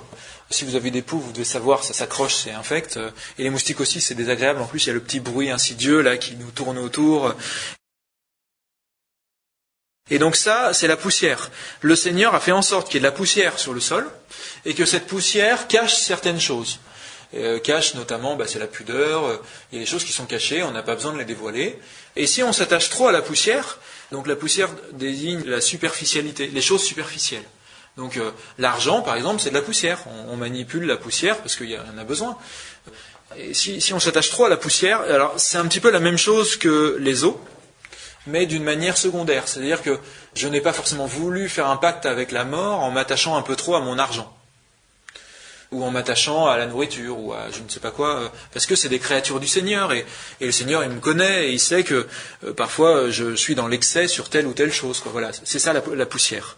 Et donc, le but de ce fléau-là, c'est que la poussière se mette à accrocher. C'est-à-dire que je me suis trop attaché à mon argent et donc mon argent va s'accrocher à moi. J'ai un témoignage à donner là-dessus. C'est une personne en fait que je connais qui a des gros moyens. Et à chaque fois que je parlais avec elle, elle me disait des choses un peu pas forcément très agréables parce que moi j'ai pas des gros moyens, je suis pas très riche, je suis pas très pauvre non plus, j'ai ce qu'il faut, mais il y a des fois j'aimerais avoir plus, comme vous tous j'imagine, voilà. Et en discutant avec cette personne, à chaque fois Et elle me disait des choses qui étaient blessantes sur le sujet de l'argent, parce qu'elle me disait vous avez de la chance de ce que vous avez, et vous avez largement assez, et vous avez qu'à prendre un petit boulot en plus de votre boulot. Voilà, alors que pour moi, l'argent, enfin, ça va, ça vient. Bon, voilà. Et j'ai prié pour ça en disant, Seigneur, aide-moi à pardonner à cette personne. Et un jour, cette personne a dit, tiens, je vais t'aider, je vais te faire un chèque de 100 euros, 300, je sais plus, voilà, pour t'aider.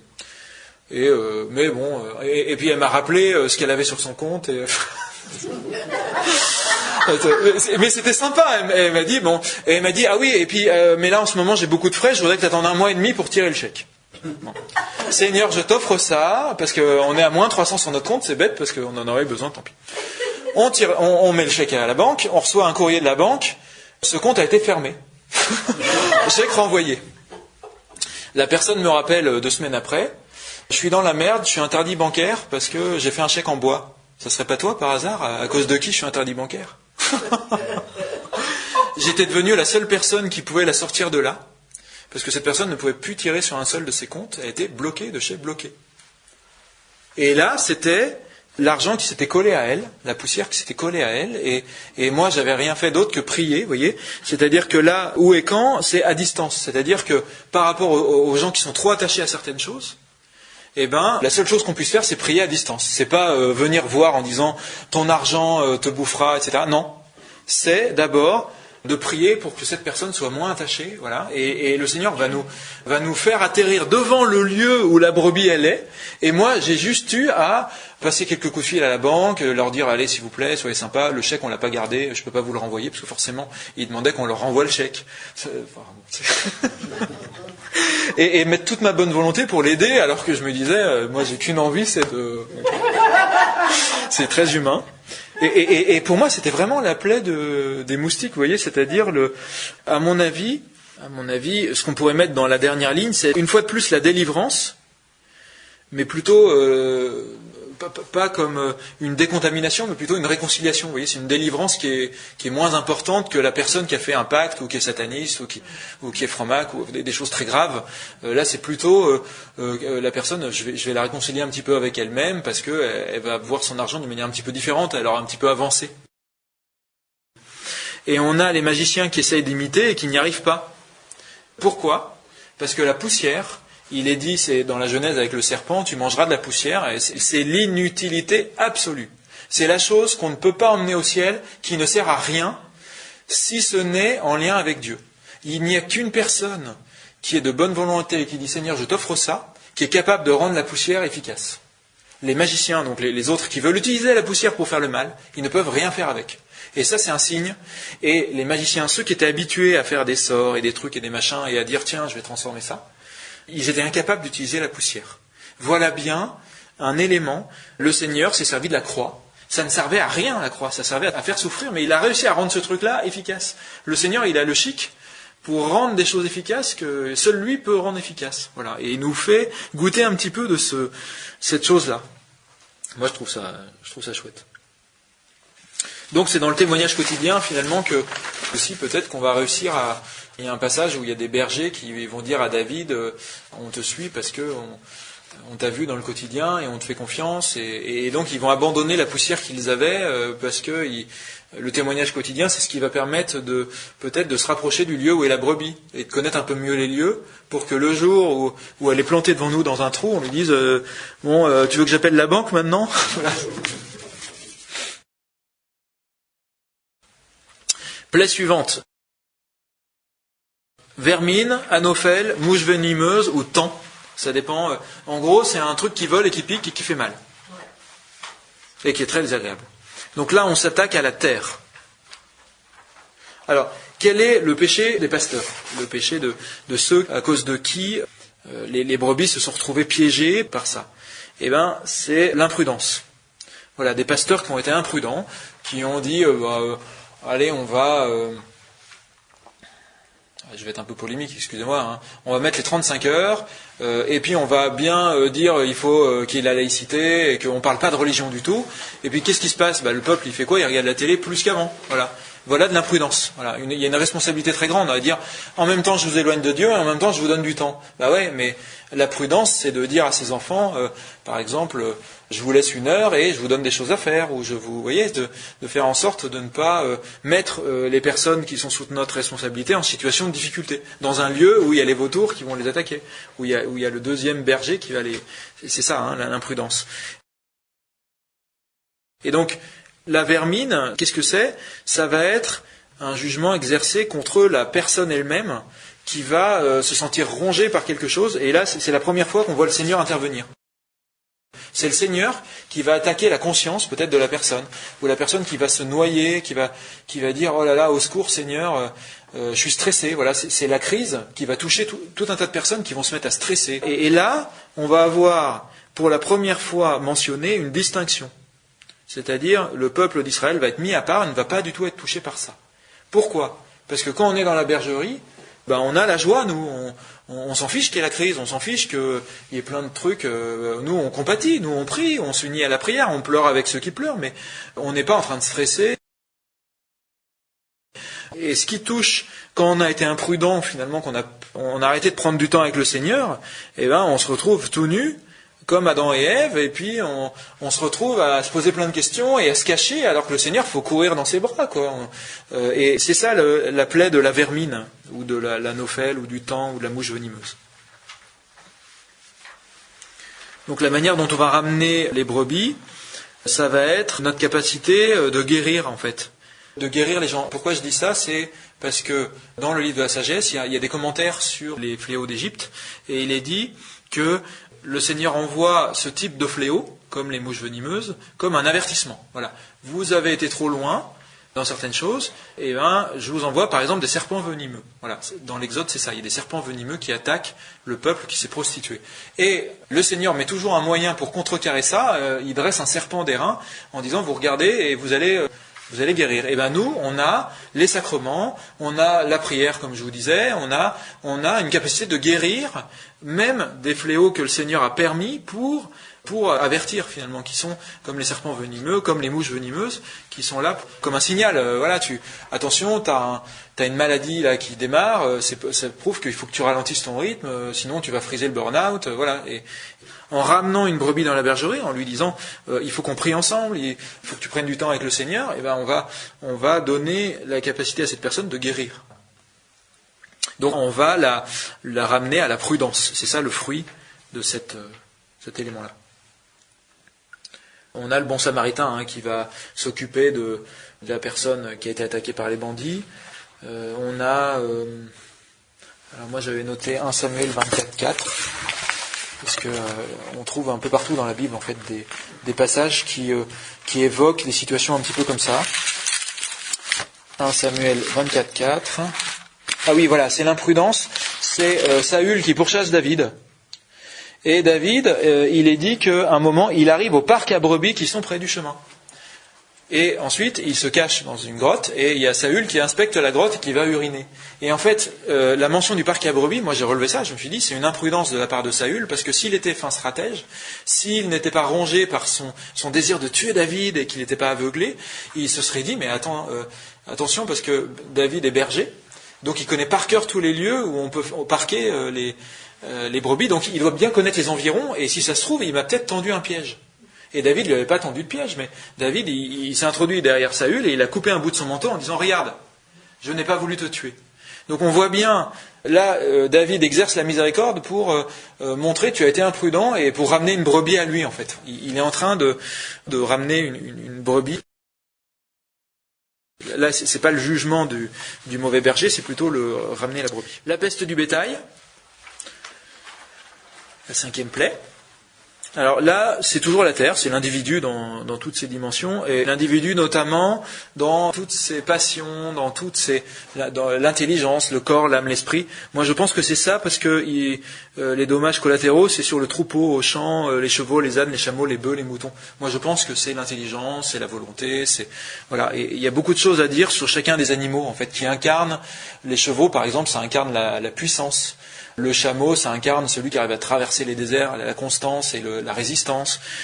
Il y a qui d'autre ? Les ânes. Alors les ânes, dans en Palestine, c'est pas du tout les ânes complètement tarés qu'on a chez nous. C'est des ânes, c'est un des animaux les plus robustes, qui sont les plus fiables, et c'est un animal noble en fait. Donc c'est notre noblesse, c'est ce qui fait notre beauté. Voilà. Donc ici on a une injustice qui a été commise et un scandale qui a été commis. En fait, ça désigne ça, la peste du bétail. Et ce scandale, alors là j'ai pas le temps en fait, mais je pourrais vous justifier pour dire ça désigne plutôt telle chose. Je me suis appuyé sur 3 ou 4 ou 5 versets différents qui montrent une même chose en fait. C'est comme s'il y avait un concours il y avait un faisceau de preuves qui montre que là on désigne une injustice qui a été commise en fait. Voilà. Et là, qu'est-ce que c'est? On parle des animaux, des troupeaux qui sont aux champs. Et les champs, ça désigne un lieu éloigné où on est isolé. Donc Pharaon a commis une imprudence avec son troupeau. Ici, les animaux désignent les gens qu'il a sous sa responsabilité. Ou une imprudence avec lui-même, si par exemple, je ne sais pas, il n'a pas veillé sur son corps en dormant suffisamment. Voilà, il y a plusieurs manières de le voir. Et la terre va être confrontée à une parole. Et cette parole, c'est quoi? C'est une parole d'autorité. C'est le Seigneur lui-même qui intervient, là. Parce que c'est une gravité importante, puisque un responsable qui fait un scandale, qui est injuste devant tout le monde, il a la capacité de faire tomber beaucoup de monde, donc de damner beaucoup de monde. Un prêtre pédophile, dans l'Église on connaît bien, voilà, alors qu'ils ne sont pas plus pédophiles que les autres, on se fait beaucoup attaquer, mais forcément l'Église est censée être un lampadaire, donc si l'Église se ternit et fait couler du sang, forcément il y a un scandale particulier. Mais un responsable politique qui triche, quelqu'un qui s'énerve devant tout le monde et ne demande pas pardon, voilà, tout ça, les scandales, Jésus dit bien, celui qui provoque le scandale, il vaut mieux qu'on lui attache une meule au cou, parce qu'il y a une gravité qui est extrême en fait. Et ce fléau, on le retrouve dans la Bible. Moi, je pensais que c'était juste la peste. Et je me suis rendu compte qu'en fait, c'était plutôt la mortalité, plus que la peste. Parce que quand on parlait de ça, c'était interchangeable avec la peste, la famine, l'épée, enfin la guerre, et les bêtes sauvages, en fait. Ces 4 fléaux-là dans la Bible, ils sont interchangeables. Moi, j'ai essayé de voir à quoi correspond chacun. Et en fait, pas du tout. La mort, ça désigne ces 4-là.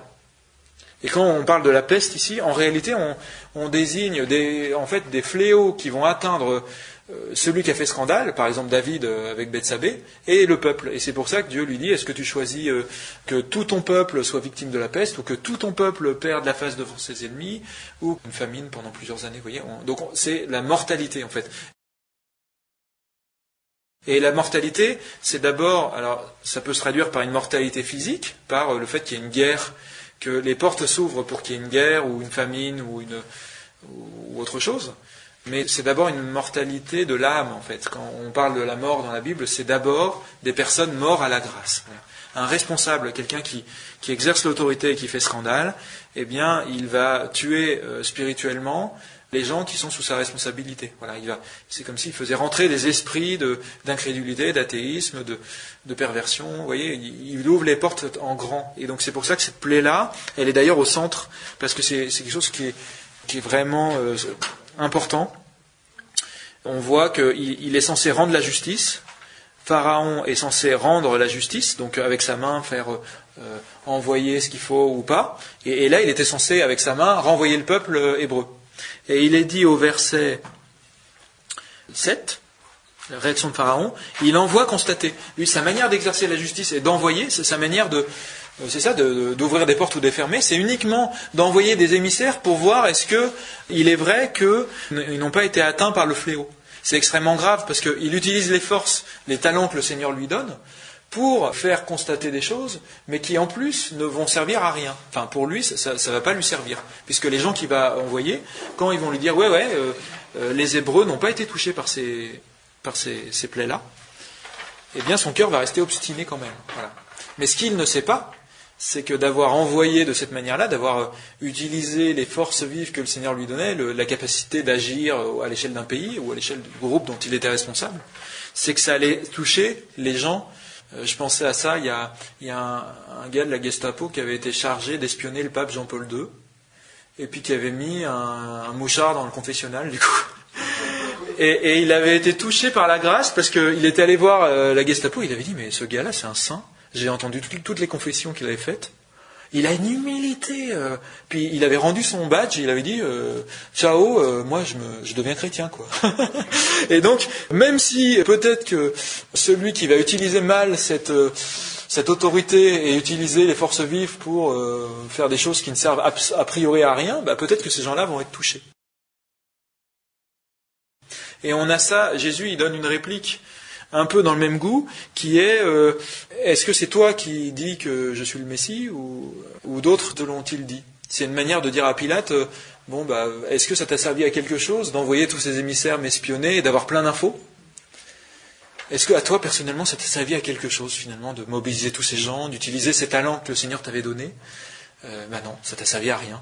T'as pas avancé dans ta foi là, parce que tu me poses la question, une question rhétorique devant tout le monde. Qu'est-ce que la vérité? Voilà, c'est bon. Alors, quelle est la spécificité que peut apporter un chrétien pour ramener la brebis? C'est d'apposer un sceau. C'est-à-dire, alors là, je pense au passage où Jacob, il marque toutes les brebis, il fait un sale coup à Laban, pour se venger de son beau-père Laban qui le fait un sale coup. Vous savez, il accouple les brebis d'une certaine manière et du coup elles deviennent toutes avec des taches. Vous voyez, et puis il arrive à partir. Il avait fait un deal avec Laban, son beau-père, en disant quand je partirai avec toutes celles qui ont des taches. Et lui, il a trouvé une combine pour que toutes les brebis bien portantes, elles aient des taches. Et du coup, il part avec toutes celles qui ont des taches. Et le chrétien, c'est celui qui fait ça.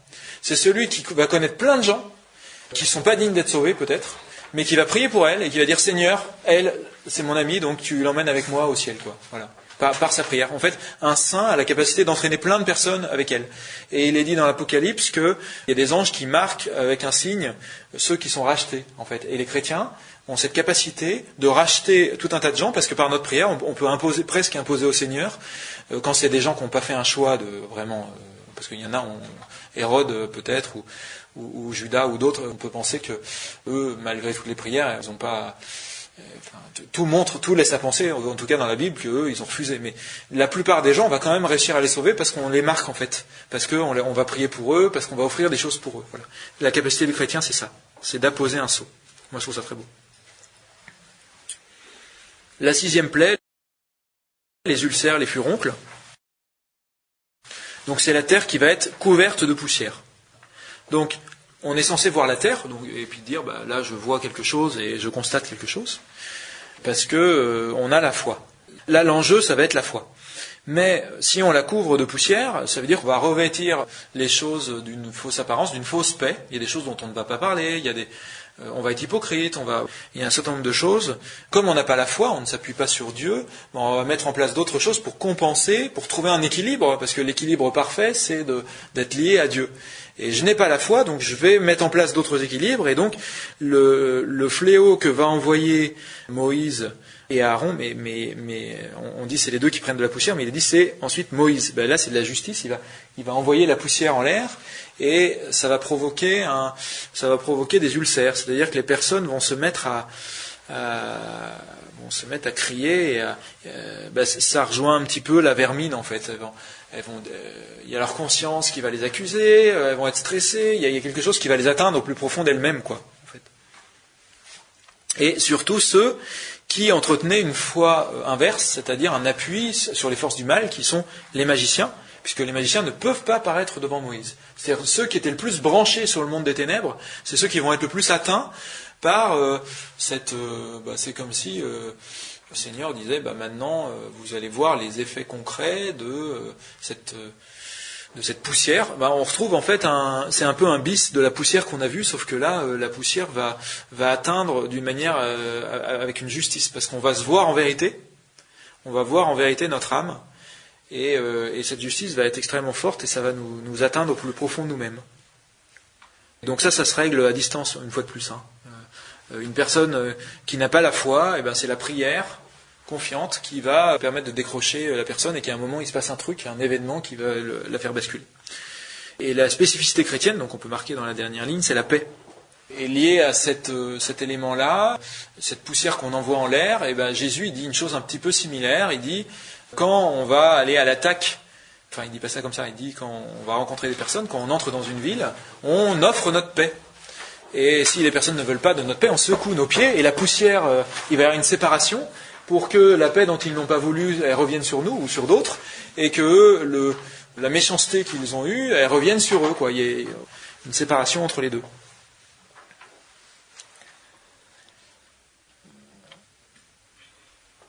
Et par rapport à cette paix, il y a un passage dans le Deutéronome, alors je ne vais pas vous lire, mais qui raconte comment on s'y prend pour attaquer une ville. Moi, j'ai trouvé ça drôle parce que moi, il y avait une note dans ma Bible qui faisait référence quand Jésus il parle de quand vous rentrez dans une ville, etc. Et il y avait une référence au Deutéronome et j'ai regardé et c'est bluffant parce que il est dit voilà quand vous attaquez une ville et on trouve la même chose où c'est la paix quand on attaque une ville. Soit ils sont d'accord. Exemple, le peuple hébreu demande à Moab est-ce qu'on peut traverser votre terre? Ça, c'est une manière de demander la paix. C'est-à-dire, est-ce que vous voulez bien qu'on foule votre sol, mais on va pas vous embêter, on va juste traverser votre pays. Voilà, on demande quelque chose. C'est une manière de demander la paix. Eux, ils disent non, allez vous faire voir, vous ne passerez pas, halte là. Eh bien, dans ce cas-là, il est dit, on attaque cette ville et on la soumet à la corvée. C'est-à-dire qu'on va dire, puisque tu n'as pas voulu faire ça, eh bien, on va t'imposer des choses pour que tu ne nous nuises plus et qu'on puisse traverser ton pays, enfin, pour l'exemple du pays. Et donc le chrétien peut faire ça, c'est-à-dire une personne qui refuse la paix, eh ben, il va exercer la justice, il va dire Seigneur, viens me venger, enfin c'est à toi de venger, viens transformer ma colère en quelque chose d'utile. Et c'est là que, un peu comme cette personne qui était interdite bancaire, le Seigneur il va faire quelque chose et nous mettre dans les mains la bonne situation pour qu'ensuite on soumette à la corvée l'autre, c'est-à-dire qu'on lui impose une limite, puisqu'on a pris une autorité sur elle, par exemple. Moi, la personne, j'avais demandé si elle pouvait retourner à la messe, parce que c'est une personne qui n'allait plus à la messe. Et je lui ai dit, moi, je veux bien que tu me remercies en essayant de faire ce que tu peux pour retourner à la messe le dimanche. C'était un peu ma manière de soumettre à la corvée cette personne, quoi. Après, on a la grêle, foudre, tonnerre, donc l'orage. Donc là, c'est le cœur, la terre, qui va être frappé, brisé. Ça, c'est notre orgueil, en fait. Le Seigneur va s'attaquer à notre orgueil, et le fruit, ça va être l'humilité. Donc, on est dans le cas où des pasteurs ont instauré une culture de l'orgueil. Voilà. Je vois, moi, avec les enfants, aujourd'hui, c'est beaucoup plus difficile qu'avant. Par exemple, de les faire aller au scoutisme, de les faire aller au sport, de les faire honorer certains engagements, parce qu'on est dans une culture où on cultive l'orgueil et où on dit, finalement, on peut faire beaucoup de choses sans effort. On trouve toutes les infos sur Internet, on n'a pas besoin d'apprendre, et donc en tant que parents, on a de plus en plus de mal à leur faire des choses où il y a besoin d'un effort, d'aller à la messe, de prier, des choses alors qu'on peut tout avoir sur un plateau, sur Internet, sans faire d'effort, ou avec la télé. Et la responsabilité des pasteurs, c'est ça, c'est d'avoir entretenu l'orgueil. Et Moïse va parce que le Seigneur va lui demander, va dire, on va briser cet orgueil, on va s'attaquer de front à l'orgueil. Donc c'est en public. Moi je pense à Paul qui va reprendre Pierre devant tout le monde, en fait. Voilà, il y a eu un scandale à un moment, il y a eu de l'orgueil de sa part parce qu'il disait regardez, moi je fais bien les petits rites juifs, etc. Et puis Paul, il va le rembarrer devant tout le monde en disant c'est pas ce que tu faisais quand ils n'étaient pas là, parce qu'il y a eu un scandale public. Alors publiquement, comme fait le pape en fait, le pape il va dire bon maintenant écoutez tous, on va tous faire le ménage dans l'église et on va tous demander pardon et on va tous jeûner et on va se mettre à genoux devant ceux à qui on a fait du tort, quoi. Vous voyez, voilà, et c'est quelque chose de très beau parce que c'est fait en public comme réparation et donc là encore il y a une distinction qui est faite puisque le peuple hébreu n'est pas touché et donc lié à l'humilité. Donc je tire une brebis de son orgueil, je vais avoir une occasion de la tirer de son orgueil.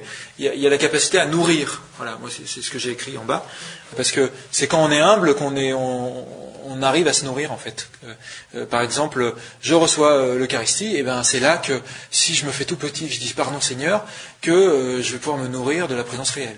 Je vais prier comme ce publicain qui dit pardonne-moi, je suis un gros nul, au lieu de dire l'autre c'est un gros naze, c'est un publicain, c'est une prostituée, c'est voilà.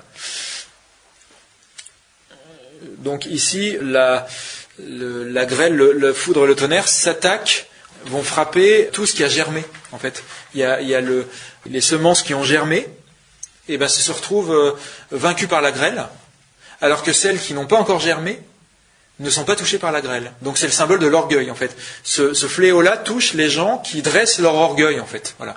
Se dresser, normalement, les seuls qui se dressent, c'est Jésus qui se dresse sur la croix. Ou alors le Seigneur qui dit « Je vais te dresser ». Voilà. Mais c'est pas moi qui décide de me dresser vers le Seigneur, de me faire grand. Voilà. Moi, je suis censé prendre la dernière place, je suis censé faire ce qu'on me demande, et c'est le Seigneur qui me dira « Assieds-toi à une place plus élevée ». C'est voilà, le principe de l'humilité, c'est ça. Et la grêle, donc c'est quelque chose qui va toucher tous ceux qui sont orgueilleux.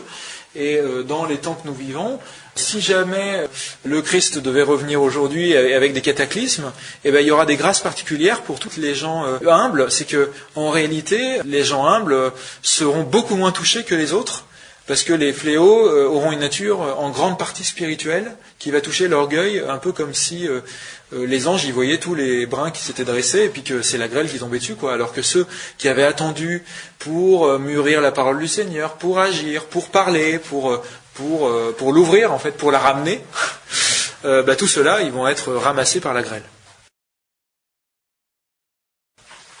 La foudre, donc ça désigne des signes que le Seigneur donne d'un bout à l'autre de l'horizon. Et le tonnerre, ça désigne des choses effrayantes, en fait, le grondement, c'est la voix du Père, en fait, qu'on entend. Et là, c'est pareil, hein, la voix du Père, dans le Nouveau Testament, on voit que certains entendent un grondement et d'autres entendent « Celui-ci est mon fils bien-aimé », vous savez. Et donc, il faut croire que pour ces fléaux-là, en fait, plus on est habitué à entendre la voix du Seigneur, plus c'est pas un orage qu'on entend, c'est la voix du Père, du Fils et de l'Esprit Saint. Voilà. L'Esprit Saint qui est plutôt les éclairs, le Fils qui est la grêle, parce qu'il est la pierre qui fait tomber, vous savez, et le Père qui représente le tonnerre, qui peut faire peur, mais qui en même temps est toute miséricorde. Donc si moi, je cultive une relation à mon Père comme un Père miséricordieux et non pas un Père de justice, cet orage-là ne me touchera pas, parce que c'est un orage d'amour qui va se déverser sur moi, vous voyez. C'est une plaie qui est, je trouve, très belle. Elles sont toutes belles, en fait.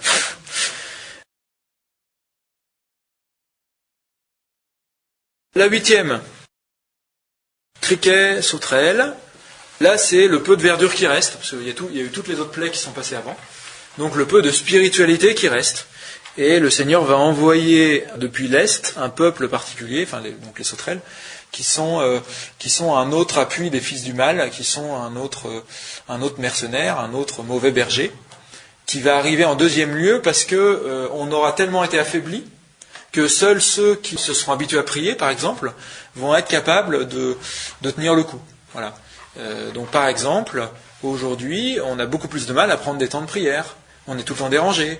Je veux prier sur mon téléphone, en fait, je vais avoir plein d'alertes pendant que je prie, avec des mails, des SMS, vous voyez, il y a des trucs, c'est comme si c'était des sauterelles qui venaient grignoter la moindre parcelle d'herbe voilà, aujourd'hui, c'est ce temps-là, en fait, où on est surchargé. Une parcelle de spiritualité, ça va être quand je prends les transports en commun, ou quand je suis dans ma voiture, ou quand je marche. La question, c'est est-ce que je fais venir des sauterelles qui vont tout grignoter ce petit temps que j'ai avec le Seigneur, parce que j'allume la radio, ou j'allume la télé, ou je me mets un Walkman, ou je passe un coup de fil pour dire des banalités.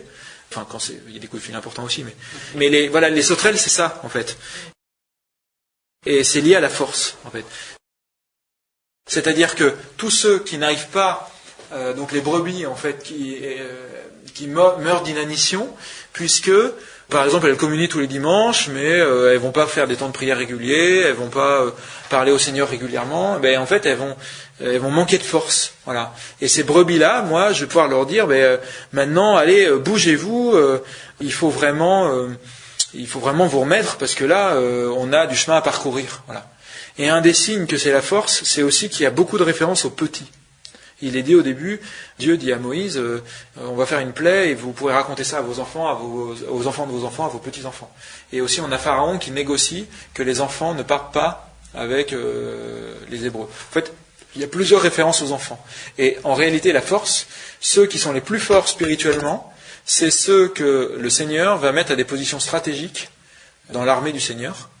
Et dans les positions stratégiques, dans les points stratégiques, il y a notamment la défense de la vie et des petits et des faibles.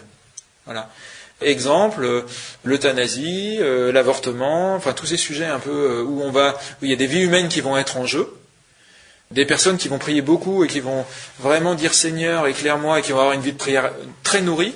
vont être souvent plus sensibles à ces choses-là que des gens qui vont dire oh si, moi je prie un petit peu de temps en temps, mais bon, après tout, et puis qui vont se mettre à banaliser tout ce qui touche à la vie, en fait. Voilà. La force, donc on va ramener les personnes. Alors là, j'ai pas trouvé ce qu'il fallait mettre en bas. Il faut que je continue à réfléchir, puis je vous le dirai la prochaine fois. Si vous avez des idées, n'hésitez pas. Comment le chrétien, que va pouvoir apporter le chrétien pour sortir la brebis de là et pour lui rendre la force. Donc criquet, sauterelle, la terre va être obscurcie par ces nuées de sauterelles finalement. Voilà. Ce qui nourrissait la spiritualité, c'est-à-dire l'herbe, les arbres, les champs, etc. Donc c'était le soleil, le Seigneur qui représente le soleil. On ne va plus être capable de recevoir le Seigneur parce qu'il y a d'autres choses qui vont masquer notre spiritualité.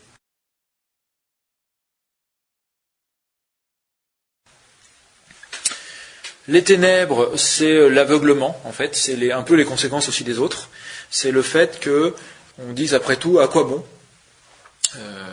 Il n'y a pas de lendemain, il n'y a pas de vie après la mort, etc. Donc c'est vraiment l'espérance qui est au cœur de tout ça. L'espérance qui est, on va aider une brebis qui désespère et en faisant ça, on va la tirer de son aveuglement, parce que la désespérance est comme un aveuglement spirituel. Voilà. Et un esprit d'égarement. L'esprit d'égarement qui va être justement, on va arrêter de réfléchir à certains sujets importants, etc. Parce qu'après tout, comme on peut dire à quoi bon, il n'y a pas d'espérance, je n'ai pas de raison de suivre le Seigneur. Donc les chrétiens vont être comme un guide des lumières, en fait. Peut-être que c'est ça, en fait. Celle d'avant, c'était peut-être le sel. Les chrétiens peuvent apporter du sel, je me dis ça. Avec la force. Quand on a de la force, on va apporter du sel aux autres. C'est peut-être ça qu'on va apporter les choses essentielles que les autres ne voient plus, en fait. Donc les ténèbres, ça se règle à distance. On va prier pour quelqu'un pour qu'il sorte de son aveuglement. L'auteur du livre de la sagesse commente en comparant les Égyptiens qui se retrouvent enténébrés avec les Hébreux qui ont une colonne flamboyante qui les guide, en fait. C'est-à-dire que le peuple chrétien a des illuminations, quoi. On va avoir un prêtre qui va faire des homélies extraordinaires, on va avoir le Seigneur qui va nous expliquer des choses dans notre prière, on va tomber sur un frère ou une sœur qui va nous éclairer, qui va nous dire des choses qui vont nous aider. C'est tout ce qu'on va recevoir dans la bergerie, on va recevoir la grâce à plein tube, alors que d'autres vont être dans un marasme de désespérance et vont s'habituer à ne plus recevoir de choses nourrissantes et vont être enténébrés. La 10e plaie, c'est la mort des aînés. Alors ici, c'est pas l'individu en tant que tel qui est jugé, c'est les dieux d'Égypte. Alors là, on change complètement. On a eu le Nil, on a eu la poussière, et on a eu la terre. Il y en a, je sais pas combien, c'était l'individu, la terre. Et là, c'est les dieux d'Égypte. C'est-à-dire, ultimement, cette plaie-là, elle récapitule toutes les autres. C'est ce que dit la tradition juive. Elle dit finalement, tout ce qu'il y avait avant, ça préparait celle-là. Le Seigneur aurait aimé éviter de faire mourir ses nouveau-nés, mais la mort des nouveau-nés est due. Quelqu'un, par exemple, qui va fuir Dieu et qui va fuir l'amour, parce que fuir Dieu, aujourd'hui, on peut aimer et ne pas fuir Dieu, en fait, sans le savoir, parce qu'on aime.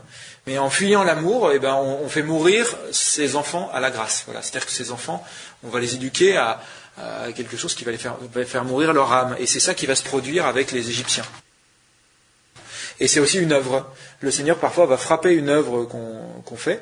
Par exemple, Jésus et les pourceaux. Voilà, Jésus va faire périr les troupeaux de porcs pour faire comprendre, c'est cette œuvre-là mauvaise que vous avez faite, cette alliance avec la mort, qui a fait que cet homme-là était possédé.